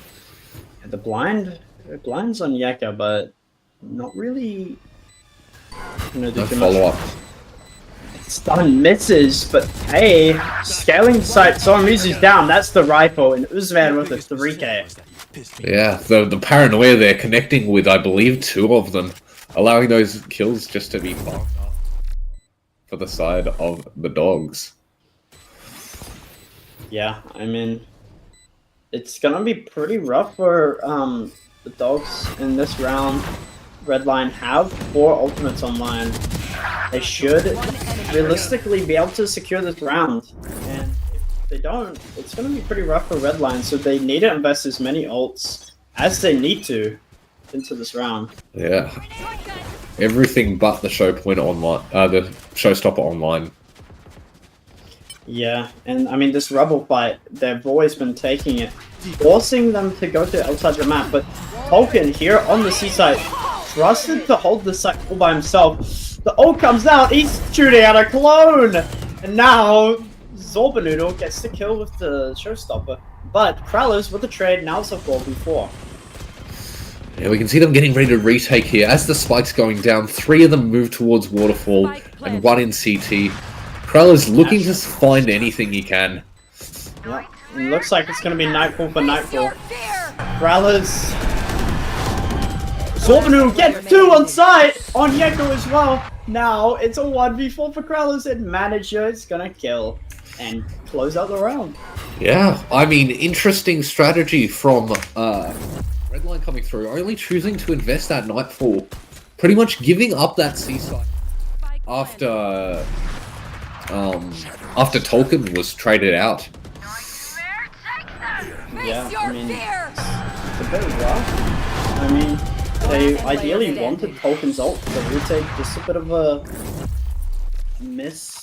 play, to be honest. I mean, he needs to do more than get traded out there. He needs to play his life. I think it's more valuable in that situation when you have the ult line. But Natural, once again, opping. The shot's unstable for Tolkien, and Natural gets the kill! Tay with the ult, gets a 3rd into the round on Yeka. Finally getting the trade. Yoshido Man gets the trade onto Onyeka. Now Natural in a 1v2 has an AWP and picks up the Phantom. 3 bullets to his name. Goes for the reload. Yoshido Man just playing the safer position. He's gonna spot him out with the boombot. Natural now aware of this position. And he's aware that Zormi's is here. He's made noise. Natural gets the clutch! 4 kills, clutches up the round for the side of AcZy's Dogs. Takes that fight with the open B main, somehow lives just because the shots are not stable enough from Tolkien. Finds the next one in Mound, and then, by fortunate happenstance, jump peeks the angle, the boxes in C lobby, and spots him out, getting his gun out in time, and managing to pre-fire that angle and kill him. Absolutely astounding play from Natural there. Further increasing the lead of the Dogs from 6 to 7-2. Yeah, I mean, it's gonna be a... Oh, yep, Natural's disconnected. Trademark disconnect. And, no damage has been done, so they can call round callback. They're not calling for it. So damage has been done now, so yeah, the game will be played on. Cover going out. Very deep positioning from Usman here. He's managed to find the timing all the way into their spawn. Yeah, Usman is just creeping around inside. We have Stormichi with the kill on. The Will on Yeka, clear Crawlers here, but no, Crawlers gets the pick and be traded out by Usman on the B side of the map. And it's a 3v2 for the side of Usman equalizes the round, and now it's actually a 3v2, not a 4v3. A 3v2 actually, and AcZy's Dogs still the man disadvantage. Now 1v3. I mean, Natural was able to get the last clutch, but C's AFK. We got a cinematic. 10 seconds left. I mean, he's chilling there. He's got the op there. He's holding the angle. He's holding the angle. He's ready if someone swings out a B main. I'm sure the... and that's a crucial round for the side of Redline there. Bringing it to 3-7. So they can pull 1 or 2 more rounds in here, make it a 5-7 half. It'll be much easier for them coming into the... Don't tech in the tack. It'll cook it. But yes, okay. And now, so we've got, we've got tactical timeout coming from the side of AcZy's Dogs. I assume they want to talk about, they did lose that just one round. I mean, they did to be honest, the previous round as well, they shouldn't have won. It was just natural pulling out heroics. Yeah. So probably still a good timeout to just talk about the macro issues and want to get this game back on track.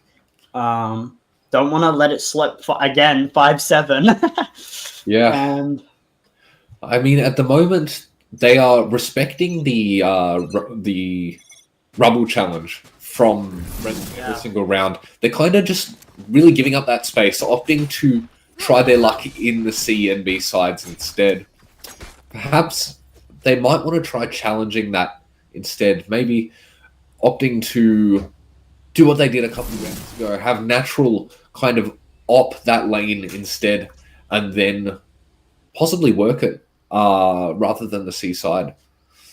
Yeah, I mean, Redline have been reading this now, just been able to get more players over towards B and C, and when the rounds do finish towards A, it's just not gonna look pretty for the side of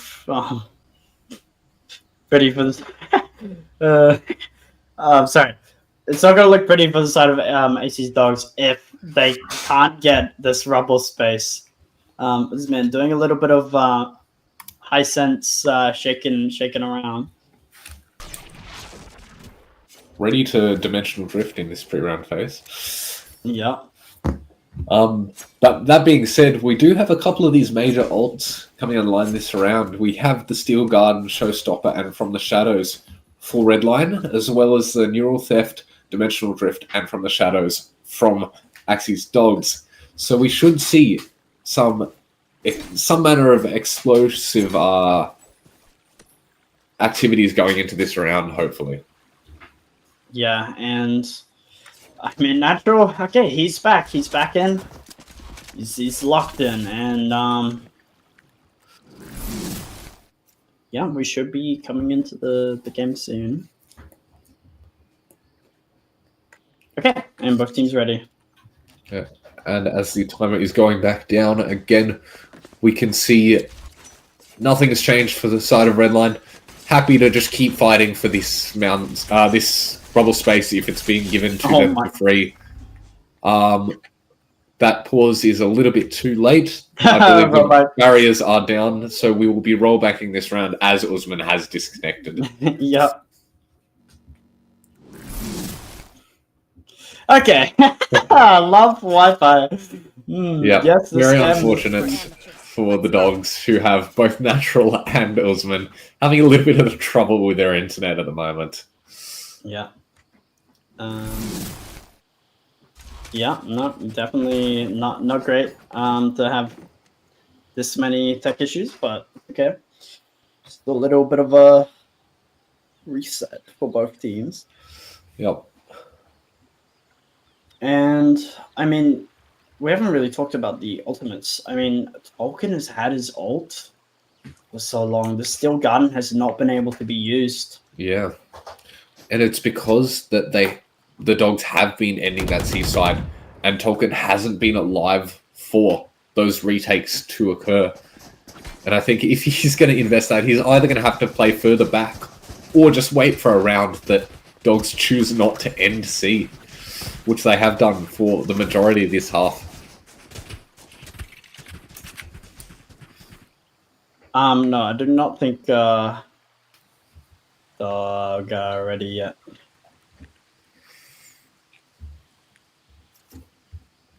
New tech plus record. Yeah, nah, definitely not. We're trying to rival EMEA at the moment, in case you weren't paying attention. Yeah, just going for longest series record, and and Stay focused. we see it's going back on the way again with Natural trying to op this line. Oh, Or gets being team paranoid blinded. by his own teammate. But caught out manager, Tay gets the kill. Who's next?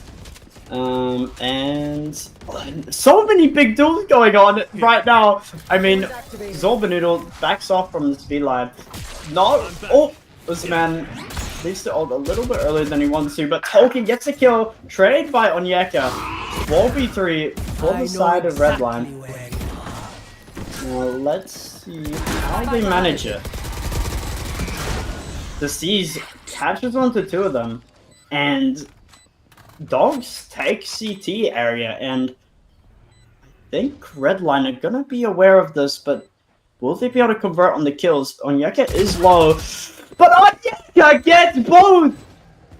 Yeah, And that now brings it to a a 3v2. Kruller's finds Zorbanoodle though. And the 2v2. HP, but you can't tap, you need a stick! One enemy remaining. One enemy remaining. Onyeka has to ace to win the round, but Krallis denies! And that is a fourth round for the side of Redline. Yeah, they're doing well to pull this back in their favor. It's looking like an exact mirror of Split at the moment. Yeah. Last round. Since they're gonna be coming into the better half on the next side, for Lotus attack with double duelist is gonna be much better than this defensive side. And Yeah. I mean, One enemy crucial remaining. kill from Tay to get the enemy first, remaining. and then last is low, Krallis able to get the kill, but a tie coming from the side of Redline.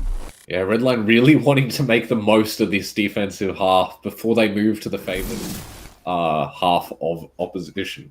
The favored half of offense. I mean, maybe thinking they really want this fifth. And honestly, it's not that bad because you have Tolkien's ult, you have Yoshido Man's ult. You need to have a game plan because you realistically should convert this round. You have the ult advantage, and for the side of AC's Dogs, you're only really close to Natural's ult, so it's not gonna be super easy to get that. Yeah, definitely. And now that the economy has evened out, you can see that both teams will be on a full buy, and Natural will be buying that op again. So we'll see if that can have enough value to counteract the alt economy on the side of Redline. Yeah, Natural's just casually going for the worst econ rating in VCC. Well, if he's getting value, then I don't think we can blame him. Misses the shot though, and the doesn't catch him. The nade is good from Yoshido Man. Tags up Natural a little. The paranoia comes out, but Krallis gets traded. Soramizu gets a trade on the kill on Krallis, and now 4v4. The big ult, one of the thorns tagged up. Tolkien isn't gonna get the kill. Onyeka manages to flick up from those razor mines back to Tolkien and find that crucial kill, calling for his team to rotate and get the spike planted down there on C. And that's the Steel Garden not being used the whole half. Poor Tolkien. And look at this heavy waterfall setup. Getting waterfall control is usually really difficult, but Natural gets caught out on the swing of the orb. Yoshido Man punches, gets two. Now man advantage for the side of Redline. Gonna be flooding out onto sites, planning for mounds, so the CT angle is gonna have value. Yoshido Man really needs to get onto the spike, and Tay gets both on side. Yeah, the two duelists on the side of Redline really finding the most value that round. Bringing it to a 5-7 half. They find two each in the crucial retake. Switching sides. And despite the positioning disadvantage, all funneling through the same place, they managed to just find those kills. Oh, that's a good cinematic. One enemy remaining. Tay, yeah, gets both of them. Incredible. Looks like for the side of Redline, gonna be going for a 3-1-1 into this round. Yeah. So we'll see how the Dogs want to play this defensive side. We saw Redline taking Rubble every single round, and we see the dogs here ready to take that Rubble fight. Whereas the rest of Redline are ready to try and hit through this C hold. Yeah, and as you can see from AcZy's dogs, the A fight, very reminiscent of what Redline were doing, getting all this space. But Usman, overstep here. Kralers is so ready. The Smite Ghost, best Ghost skin in the game, and catches one of the trips with the Prowler. The nade is going to go out, catches one, catches two. No, just one picked up, so just catches one. And they're going to hear this trip go back up, and they're going to start drifting towards A, especially since Crowler's got that pick earlier in the round. And the smoke in favor of Redline here, but kind of telling them that Rubble is given up. Shadows traveling. Yeah, Silvernoodle here, trying to hold the space, got this off angle going, but just can't connect to the head. Tolkien flicks over and finds Silvernoodle. Manager, incredible trade onto Yoshido, man. But Tay, another trade onto Manager. Keeping the numbers advantage, keeping these trades going. That's what we like to see. And Redline... Onyeka gets a kill onto Tolkien. I just cursed him live. No trade for that one. And 3v2. And so many angles to clear though. But with the late wrap coming in. Wrap! Last player standing. He's gonna get the last. And Kralers, big round. Getting the first pick, getting the last. And yeah. Really? I mean, really reminded me of the last map. Yeah, definitely getting the second pistol of the game. There. I mean, Kralers that round had so much value. Managing to pick off the lurker after he overextended, after Usman overextended past Rubble, and then right at the end there, managing to get that late wrap around to secure the point for Redline, bringing it to a 6-7 score line. And Redline this time being a bit more aggressive on the A side. I mean, no fight coming out from the side of dogs, and they're gonna pivot towards A. Kralers pings out the smoke, believes there's someone in it.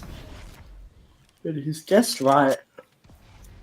Smoke comes into the stairs, and they're just gonna go for a straight up A hit here. The paranoia comes in, the B hops from Tay. He's in the backside. Do they know of Manager's position?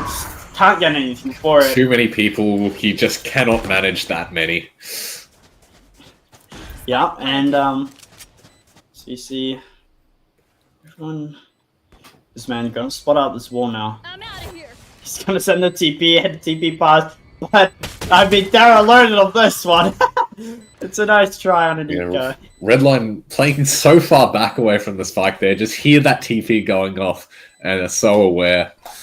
Whereas the rest of the dogs here look like they're gonna be trying to die to spike. Yeah, I mean Natural almost looks DC'd, but he does a little crouch to notify us that no, he's not continuing that trend right now. Oh, Tolkien is going to take the fight with Zorba-Noodle. Tolkien only has to go, so he's good to hunt for these. Oh my goodness, they're all there. Onyeka gonna die this fight. Very unfortunate. The dogs try to prevent Redline from getting those orbs, snowballing that old economy, but just a run down. Yeah, and no guns lost from the side of Redline, I believe. I think that was flawless, right? Yeah, that is correct. Yeah, so, and for AcZy's dogs, no one will have a buy into next round. Big crucial round. There. So, gotta find success here. Gotta go. And TP over from Kralers. Is he gonna... He's not gonna be able to TP out. And 2 picks come for the side of AcZy's dogs. Looks like there won't be any bonus conversions in this map. And Yoshido, man, gets on Onyeka. Very uncharacteristic, but... Yeah, playing in front of his util doesn't give him much opportunity to escape from that. Yeah, I mean, Cows, man, plays so clean and gets 4 into the round. Very well played by Usman there. Getting some of those kills out at Rubble and then making his way all the way over to C to find those last ones as well. This is the Usman we thought we was going to see going into this series. And those shots just unparalleled. And, I mean, great time to come out. I mean, no bonus conversions in this map. I mean, we saw them so much. It was very unusual. Yeah. Redline, more of a C default here. Looking to just re-explore towards A later into the round. Krell is holding on this A line. The Claude is not going to be shot out in time in the wall. Going to be tripped. Krell is opting to take a safer position here. He gets heard. Usman really wants to fight this before his TP runs out. But Krell gets traded out. Now 4v4, kind of stuck in C mouth and... Yeah, with that kill on A lobby, they've kind of lost a lot of map control. And are forced to kind of rework it now. Yeah, Zorbanoodle gets heavily tagged down. The rotates start coming in. Token not cleared out. Good strafe on from his part. Aware of the position, but Onyeka able to get the kill. But HP for Zorbanoodle and Onyeka heavily tagged. Natural, only a high HP. It's gonna be on this flank. No visor to for the flank. Zorbanoodle, natural, both get kills. Natural, the last into the rounds. That crucial round, and it goes the way of. Yeah. Massive kills at the start. I think it was definitely the correct decision for Usman and Zula to push their way through that vice wall into A lobby, killing Cruller and really just making Redline lose all of their map control. They were forced to come back and refight it, but at that point the time is down too low. They're forced to just take those gunfights, and in which they just couldn't win them. Yeah. And now, it looks like a heavy A fight for the side of Redline. They noticed this weakness, and they want to try and fight this on the eco, waiting for these push out. And Usman gets caught out by Token. Yeah. And that's the early value they wanted. Now all of A main is theirs. Look at the position from Onyeka. He's got all the C info. It's a retelling of the last round, but Kraller's not able to get the kill. Four into tree now. 4 into tree, and it is gun advantage for dogs still, with only one rifle in the hands of Tolkien. Now man advantage as well. Happy to get the plant down at least, but still. Cleanup coming in from the side of... Nearly goes for the visor. Gets 3 into the round. 4 has 1 bullet! Picks up the Phantom. Thorns are alive. Thorns out. Realizes he's not on! God! Blood face! Clutch! Where was I?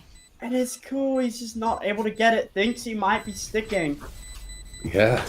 And you saw him there as well, probably now regretting his decision into not investing that steel garden into the round. Yeah, I mean, in that scenario, when it's a 1v1, I'm curious to why he didn't. He gets the kill, and he should rip it instantly, to be honest. Especially since once he put down the thorns on the right side, he's not going to be able to be pushed. And he should be ripping the steel garden there. Going to have the heavy advantage in that next gunfight. And be able to get the ace clutch would have been an absolutely insane clip. But no, the decision making just slightly short and not able to get that clutch. Yeah, and the game goes to a 10-7 scoreline in favor of the Dogs.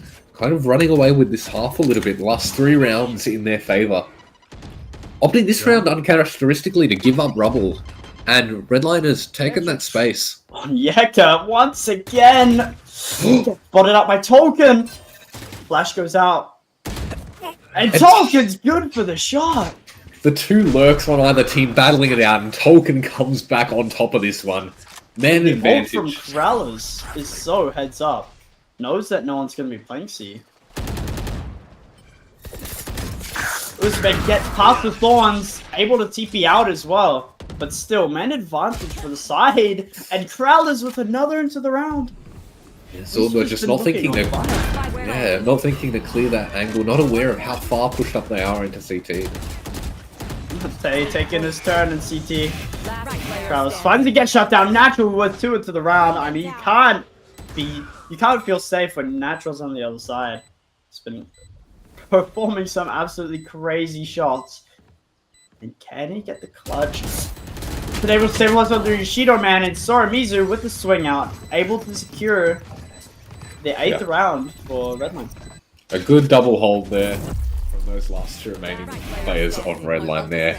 Aware of how dangerous Natural can be in those clutch situations, opt to just play off each other and secure that round for Redline.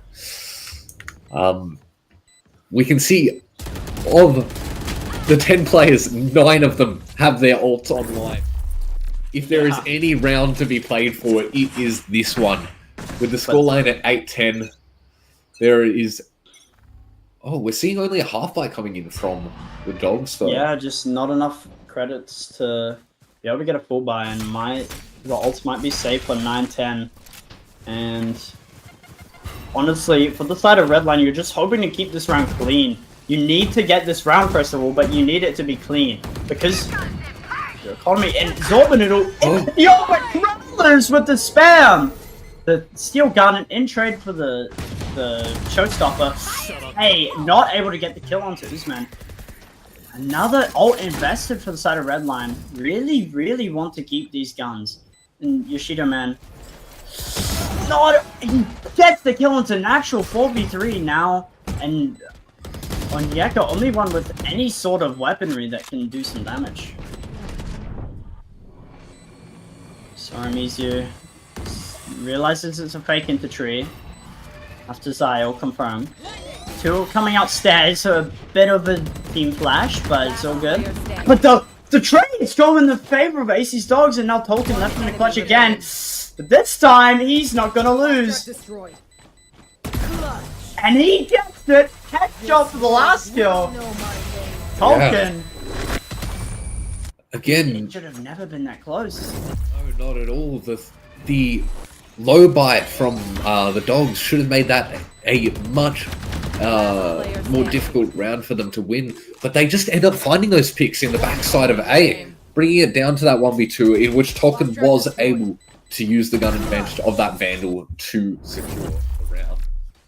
But so many ults invested for the side of Redline. The Showstopper and Sheer Garden yeah. I mean, 2-for-1 trade with the ults. Overdrive gets invested. Paranoia comes out. He's gonna barely get the kill onto Zorbanoodle, but Usman gets the lurk kill onto Tolkien. Now they have to accelerate. Don't go on an exit plan, but Tay, with this Overdrive, has been absolutely electric. And to the heaven, a double hold. Looking to get a little bit more aggressive. Your ult's gone there, and your Onyeka with the spam onto Yoshido. Suddenly, the main advantage is in the favor of AcZy's Dogs. Now, the Nightfall's going to be invested for the side of AcZy's Dogs as well. Both Nightfalls invested now. This man going to be ulted again. Big round. Onyeka gets the kill. He doesn't hear it because of the Nightfall. And that is a round win for AcZy's Dogs. Every ult in the game just used up and brutally converted the round. Yeah, a very vital situation in which they were invested in. I think that round of any is the one to be played for there. With the score now 9-11. Only one ult online now, and it's just the From the Shadows from Manager. Not a high impact ultimate. We're moving to... Redline. Okay, I was about to say, I was looking at the economy. I thought they weren't going to force when this is such a big round for both economies. Yeah. That both teams should be forcing. Well, I mean, if Redline don't force here, they risk giving up 9-12 disadvantage. Yeah, and Kraller's taking aggressive. I mean, he's got the Sheriff and he's confident. I mean, he's been pretty good this map. And we see a double kill trip setup for the side of Onyeka. I's gonna spot 3. Onyeka nearly gets a spam out, but Tay spams onto Natural, bit of a stray. Onyeka, that was meant for you. And now, the Boombot's gonna get sent out, probably gonna clear out one of the trips here. Not able to shoot it out because of the paranoia. But Tolkien. Oh, Tay gets caught out. Manager with the kill off the trip. Another on side. Usman, another. Yoshido, man, gets the kill on Onyeka. Now it's a 1v3. And they're running down from Zorbanoodle. And that might be the round to close the game. That is very unfortunate for the side of Redline, who opted to force up that round to try and prevent the 9-12 disadvantage. But it has gone there, and the economy is not looking good. We're looking at Guardian, Stinger, Deagle, and Vandal Lights, as well as 0 ults online for the side of Redline, with the closest ones being the Showstopper and Steel Garden at 3 orbs away. There is nothing that can be used to sort of fudge this round for Redline. They are going to have to win this by pure skill. And Onyeka somehow has the read that this is going to be a B hit. And all of Redline is situated for it. The paranoia comes out. The kill trip is there. Onyeka going out for the spam. Do they realize the flank? Prello, the long range killed the Stinger. Yeah, that's the NA Stinger. I mean, he's been practicing. And Prello's gonna catch Usman, but he has no TP. Has to just get one shot off, and Yoshido Man does. 4v3. I mean, AcZy's dogs, they still want to be able to convert this round. It's the best round they have. And the kill trip is gonna be good for a kill. Gets the second on Onyeka now to 3v2. Yeah, I mean, the last 2 members, the Guardian and a Vandal online, they still have that gun disadvantage. Soramizu gets the kill on the low HP. Zorbanoodle nearly caught out by the satchels. Manager and Zorbanoodle both from the backside. Whipping all around. Tolkien gets caught out. Soramizu, 7 bullets, has to win this clutch to keep the game going. Only 38 HP.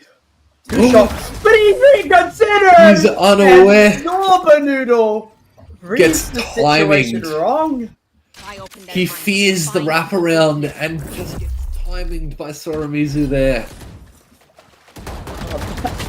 That round was so messy, but still, Redline not gonna have the good economy for this round upcoming. But Onyeka also, and honestly, the buys are mostly even.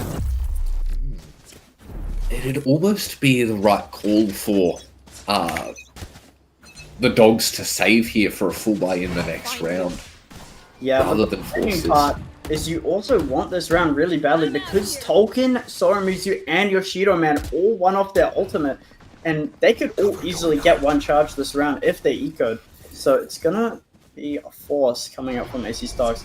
Want to convert this round. I mean, Zorbanoodle nearly caught out. Tay in backside, he's alone, and now Manager gets the kill. Manager's been lighting up recently in this map. The boom bot, Prowlers gets 2 in the backside, has to get the 3rd. Onyeka needs to be caught out here. Caught reloading, and now 2v2 situation. More utils out. Stop taking out your util. 1v1 has to get the 4th. Opts to not go for the TP. Doesn't know exactly of the positioning. Here's the step, and the TP comes out from Usman. Now Krell is slowly creeping around, slowly trying to identify where Usman's going. He's got the read that it stares. It's a crosshair place. We're going to be good. And Krell's 5 HP, but gets the clutch for Redline. Oh, he gets that 4K coming out of that tree, just finding every kill he looked for. Managing to catch Soramizu with his util out twice in a matter of 10 seconds. Oh, yeah, and I mean, he could have had the ace. He could have there. But now we move to 11-12, where overtime is a very possible outcome with Natural DCing 2 seconds before round start. This will be a round callback. Roll back for Yori, right? Or roll back because of And Barry dropped. yeah. Yeah, I mean, this will be the most pivotal round of the game. It is 11-12. Yeah. It is 11-12, and Redline have 4 ultimates online. Yeah, just absolutely devastating I mean, everyone going down for Redline, but the round going their way. I mean, all of them get that one ult charge that I was talking about, and it's gonna be extremely rough for the side of AC's Dogs. They're gonna have to have the economical disadvantage and the ultimate disadvantage. It's just they're not gonna have the ability to bring this round in their favor. They're gonna have to pull out some insane heroics, but I mean, we've seen that before from both teams. Like, we've seen Natural get that 4K with the op earlier in the game. We've seen Uzman go for some crazy plays outside of A lobby. Like, if any teams can do it, the hero plays are very possible with the Dogs here to pull this round in their favor. Yeah, I mean, they have the players. Uzman's been lighting up. Manager in these recent rounds has been pulling some critical 2Ks and 3Ks in the back sights of CNA. Zorbanoodle gets his shameless kills. And Natural, I mean, has been insane in the clutch on Yeka. Gotta talk about him. I mean, he's definitely been the star player today. I mean, dropping absolute nuke on this series. And they definitely have the players to bring out these heroic plays. I think it's worth pointing out as well, if you look at the scoreboard at this point in time, we are seeing 2 Guardians bought on the side of Redline as well. It is not a full buy from either sides. Yeah. So there will be some manner of, I will assume, some sort of sloppy play going on in order to make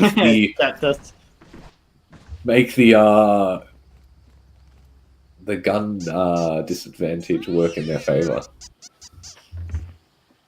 Yeah, and I mean, that definitely needs something, because I mean, Kral's ults have been pretty good on this Omen. I mean, I've been pretty impressed with Kral's Omen. I mean, he's usually on the initiator role, but I think this Omen has been really good. I mean, he's been really good with these ults, really good with these map control kind of areas, and I can see why they've leaned into this double duelist comp if they're going to have Krellas on this Omen role.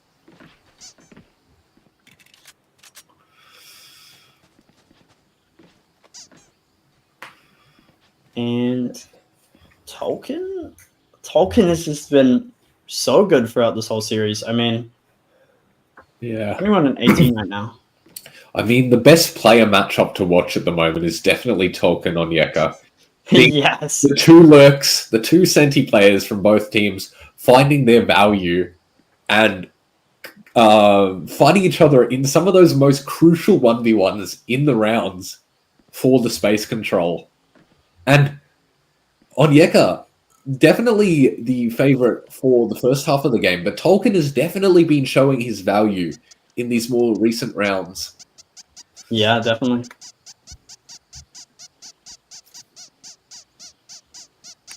Okay, and both teams have readied up, so we should be going live. The timer is ticking back down. Yes. Yeah, and it is a very, very troublesome buy coming from the Dogs here. We're seeing only 1 Phantom full shields, followed by a Stinger, Marshall, Deagle, and Spectre. Yeah, it's not the buy you want to see. Not at all. To get to OT, I mean, I was talking about earlier, that 12-9, you're going to start thinking about that, thinking about how that was the round to close it out. But we have a slow walk-up A main here from Redline. Bit of a tempo switch up, and only Zorbanoodle in tree here. But Onyeka and the others have read this. With the deep fade eye on C, the rotas is starting to come in, but are they too late? Is Redline going to speed up here? Paranoia connects on Zorbanoodle, but he is playing close. So he finds one, he finds a second! Oh, comes out! This might be it! Yoshino man! Tolkien, you have to do it all! Oh my god! And with those picks came out the olds from both Zorbanoodle and I believe it was just Zorbanoodle there, the showstopper. in winning that round for them. Despite the investment of the Steel Garden, they just swung through. And I think that's the power of AcZy's dogs there. They just full send it through, rely on their gunfights, and they won it for their team. Yeah, I mean, incredible map 3. We got what we wanted. We got the close map. And sad we didn't get OT, but still, regardless, a really nice effort from both teams. I think going into the 1-3 bracket, I think Redline still might be a bit favored in that bracket. We don't know the other teams that will be going into that bracket yet, but I'll have a look at the 1-3 games and see who they could potentially face. Well, they'll potentially face the winner of OTS and Avispa, which will be happening later in this week. Yes, they could also face the loser of Cell versus Silent Horror, both relatively strong teams. Well, I mean, they can't verse Silent Horror again, I believe, because of how the splits work. Yeah, and... Oh, yeah, no, yeah, you cannot... They cannot... I forgot they did face Silent Horror already. And Redline... Okay, that was this game. So, yeah, either Cell, Silent... So, either Cell, Team 3 Grace... No, Team 3 Grace... Okay, so yeah, they can only face Cell or OTS or Avispa. Yep, and the dogs moving up to the, I believe, 2 and... What are they? 2 and 2? 2 and 2 bracket. Yeah. So right in the middle ground. Lots of opponents in there. Yeah. Yeah. Wow. The 13-11 for the last 2 maps there. Very, very close games compared to what we saw come out from the dogs in Pearl of a 13-2. Yeah. I mean, that Pearl was... It was a worrying start, but, I mean, recovered from that. I mean, the Redline put up a really good fight. And, yeah, no. Just incredible map 2 and 3 coming out. Glad we got to see that.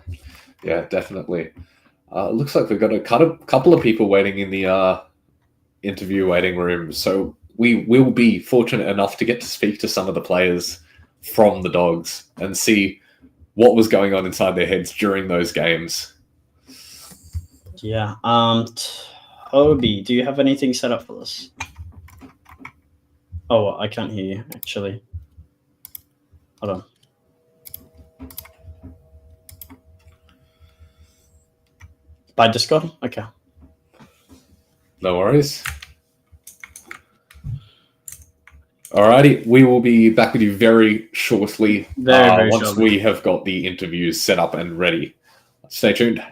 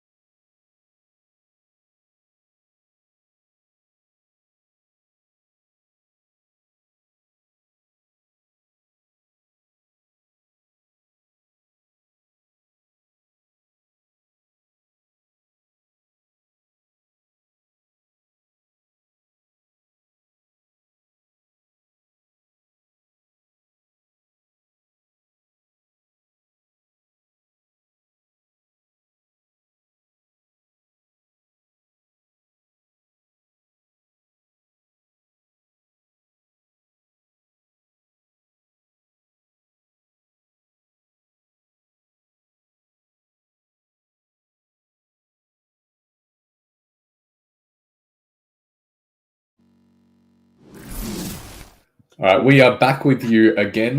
Glitch and I are joined by Zorbanoodle, Onyeka, Hello. and Manager from the side Hello. of the Dogs.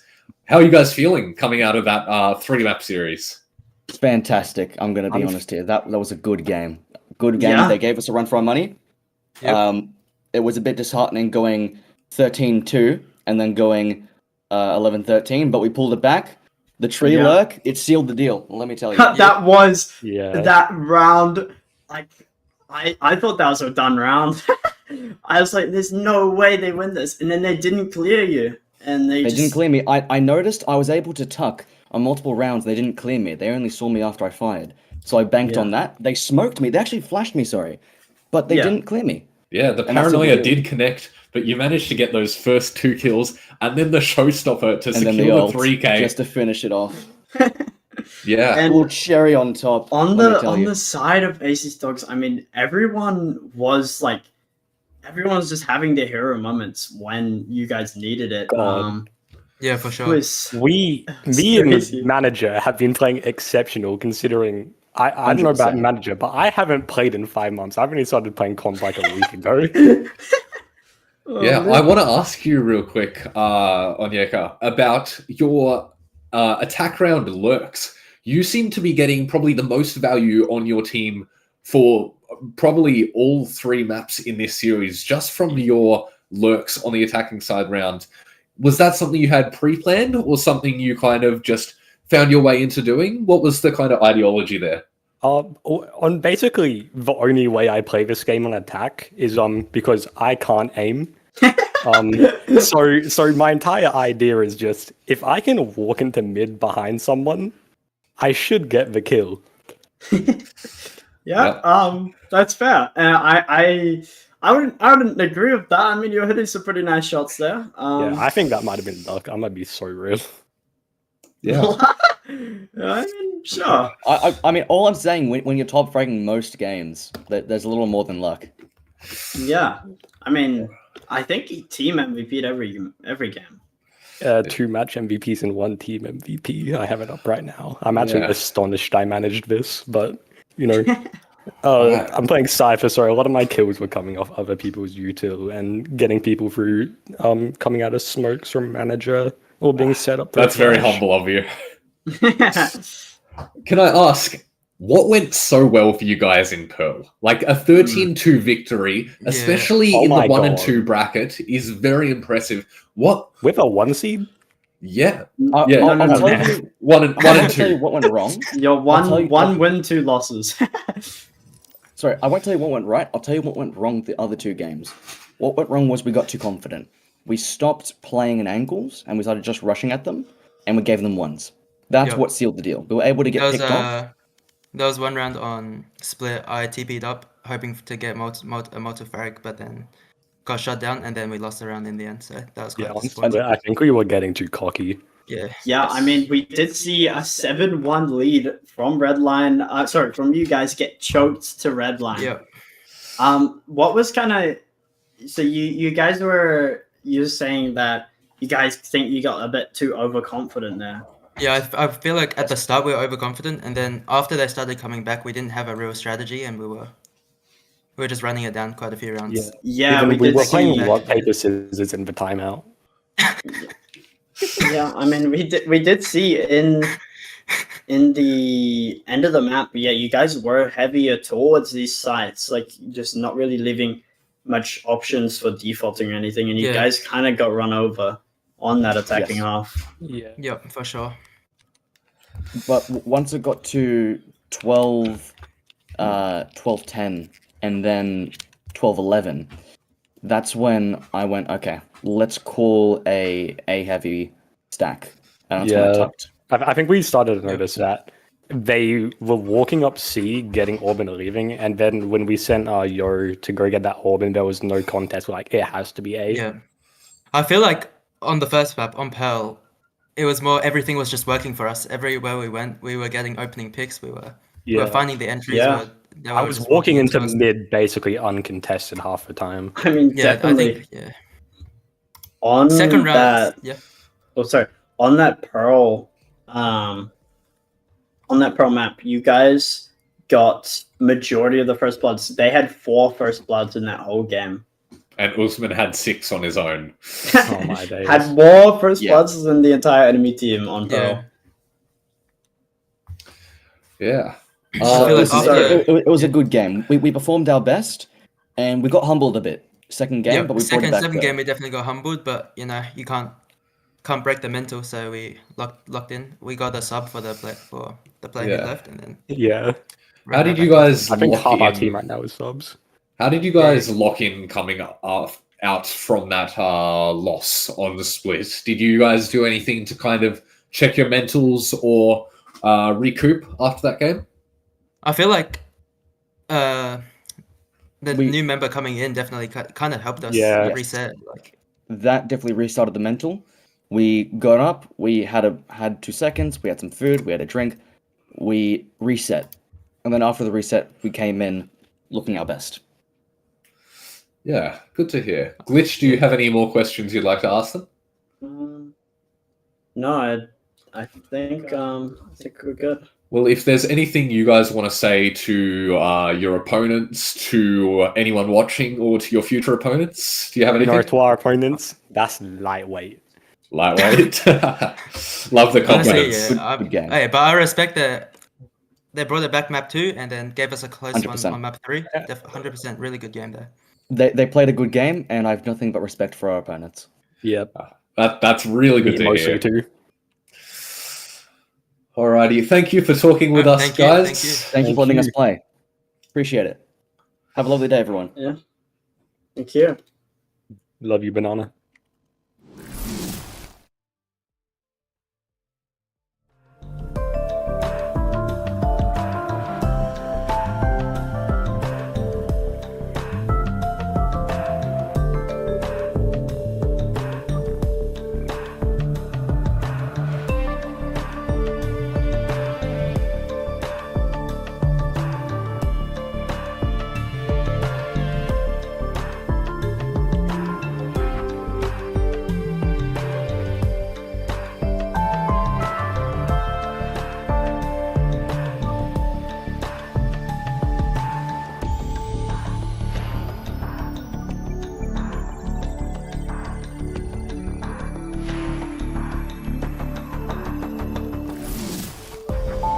Alrighty, welcome back again. We are here with crawlers from the side of Redline, as well as who were you in game? Soramizu.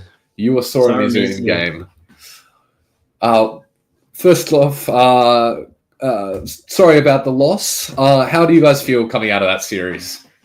Oh man, it's kind of gut wrenching. You know, we fought hard. Yeah. We started coming back, and it's been the same thing for us a lot of the way through each of our games. You know, even if we get hit hard in the first map, our guys just don't succumb to the pressure. We keep fighting. We keep fighting hard, and it's happened twice now on an 11-13 third map loss, and it's just it wears on you. But you know, we're all proud of ourselves. We fought hard.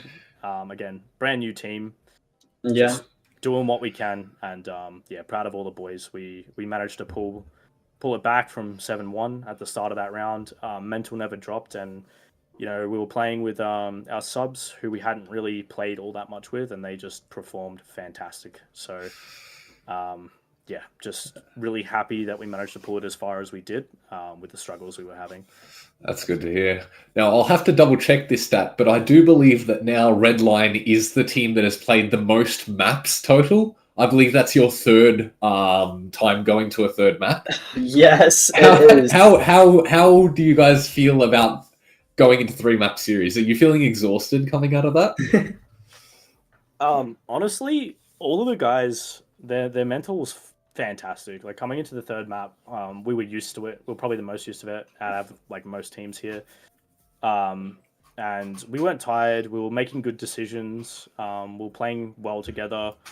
But yeah, we've definitely played 3 maps a lot. And I guess that's just a testament to the fact that we just don't give up. We just keep fighting. That's all you can do. Like when you're down so bad, Pearl was a massive problem. Our mental dropped. Yeah. We weren't finding solutions to the way they were playing, and massive props to them. The enemy team just had us really just had us on that map. They knew what we were doing. They knew the perfect ways to take maps, and we just were struggling to get any sort of wins there. But we managed to come back towards the end, and yeah, we just kept our mental. We didn't get tired. We just kept going. That's all you can do. Yeah. And talking about that Pearl loss, what in particular do you think went wrong for you guys? Was it the decision making? I think it comes down to quite a few things for us. The decision making was typically fine. We had a good read on the way they like to play.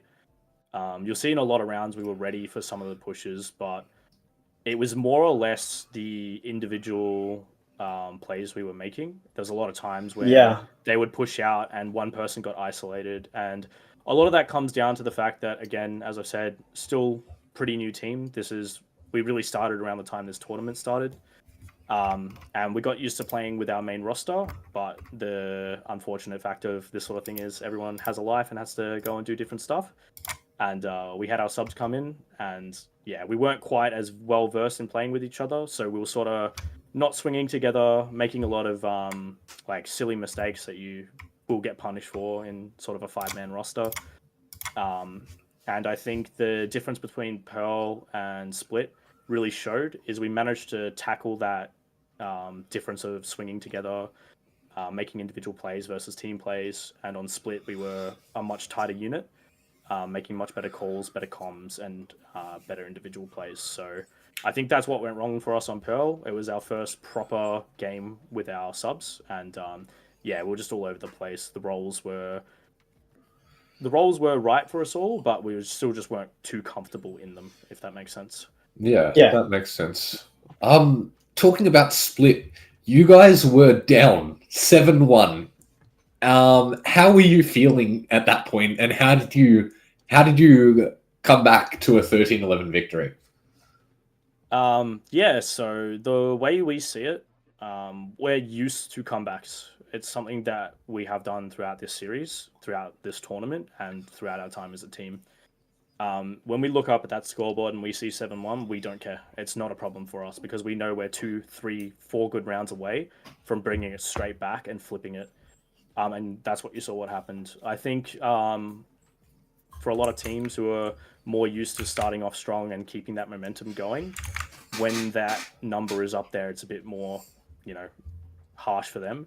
But for a team who's kind of used to starting off a bit rough and then making good adjustments, it just works for us. Me, personally, as an IGL, I tend to not stress too much because every single time we lose in a round, it teaches me what the enemies are doing, how they like to play, and how I can react and flip with that. And then my boys are just great. They just listen, they adjust, and as you saw, we bring it back. So we just take the information we get from each round that we've lost, and we flip it back on them.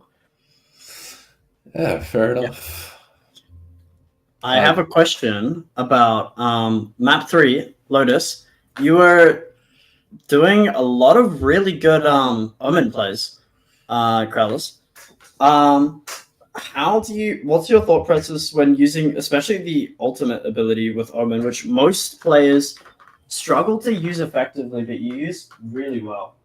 There was one round where I whiffed picking up the bomb and it just wasn't ready. It got caught out by Raze. That was pretty funny, actually. But as Omen players, we all have that happen. I think it comes down to good map knowledge, understanding what areas are critically important when taking sites. You have that ability to just take space straight away, and even if you don't take space, it doubles as info gathering. So yeah, I like to use this ult to just get that extra space, even create that extra pressure when my guys are rotating or taking a site. So I just think it's a very underused tool, especially for taking Spike. Like it gives you so much clutch potential on that character. Yeah. And I'll be honest, I don't really play smokes all that frequently. I'm more an initiator, but on certain maps, I do play it. And it gives me the freedom to take more aggressive fights. And I just love Omen for that reason. Like, a lot of the rounds I was just TPing out A and just taking aggressive fights.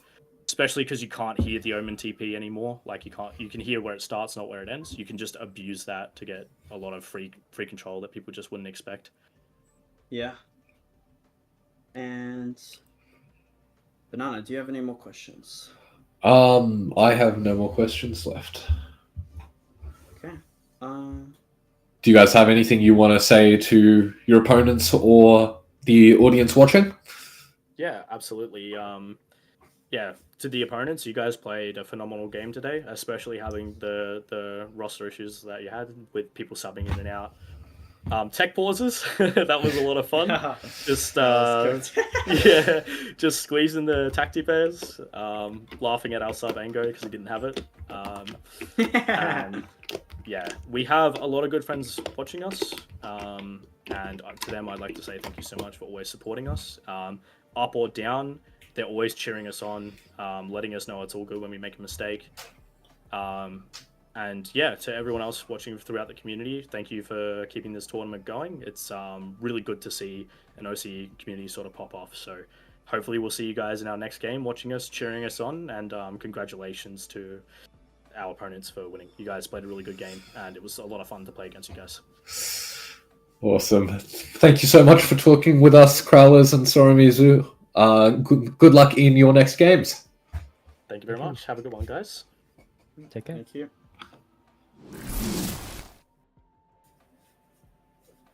Okay. So that will be.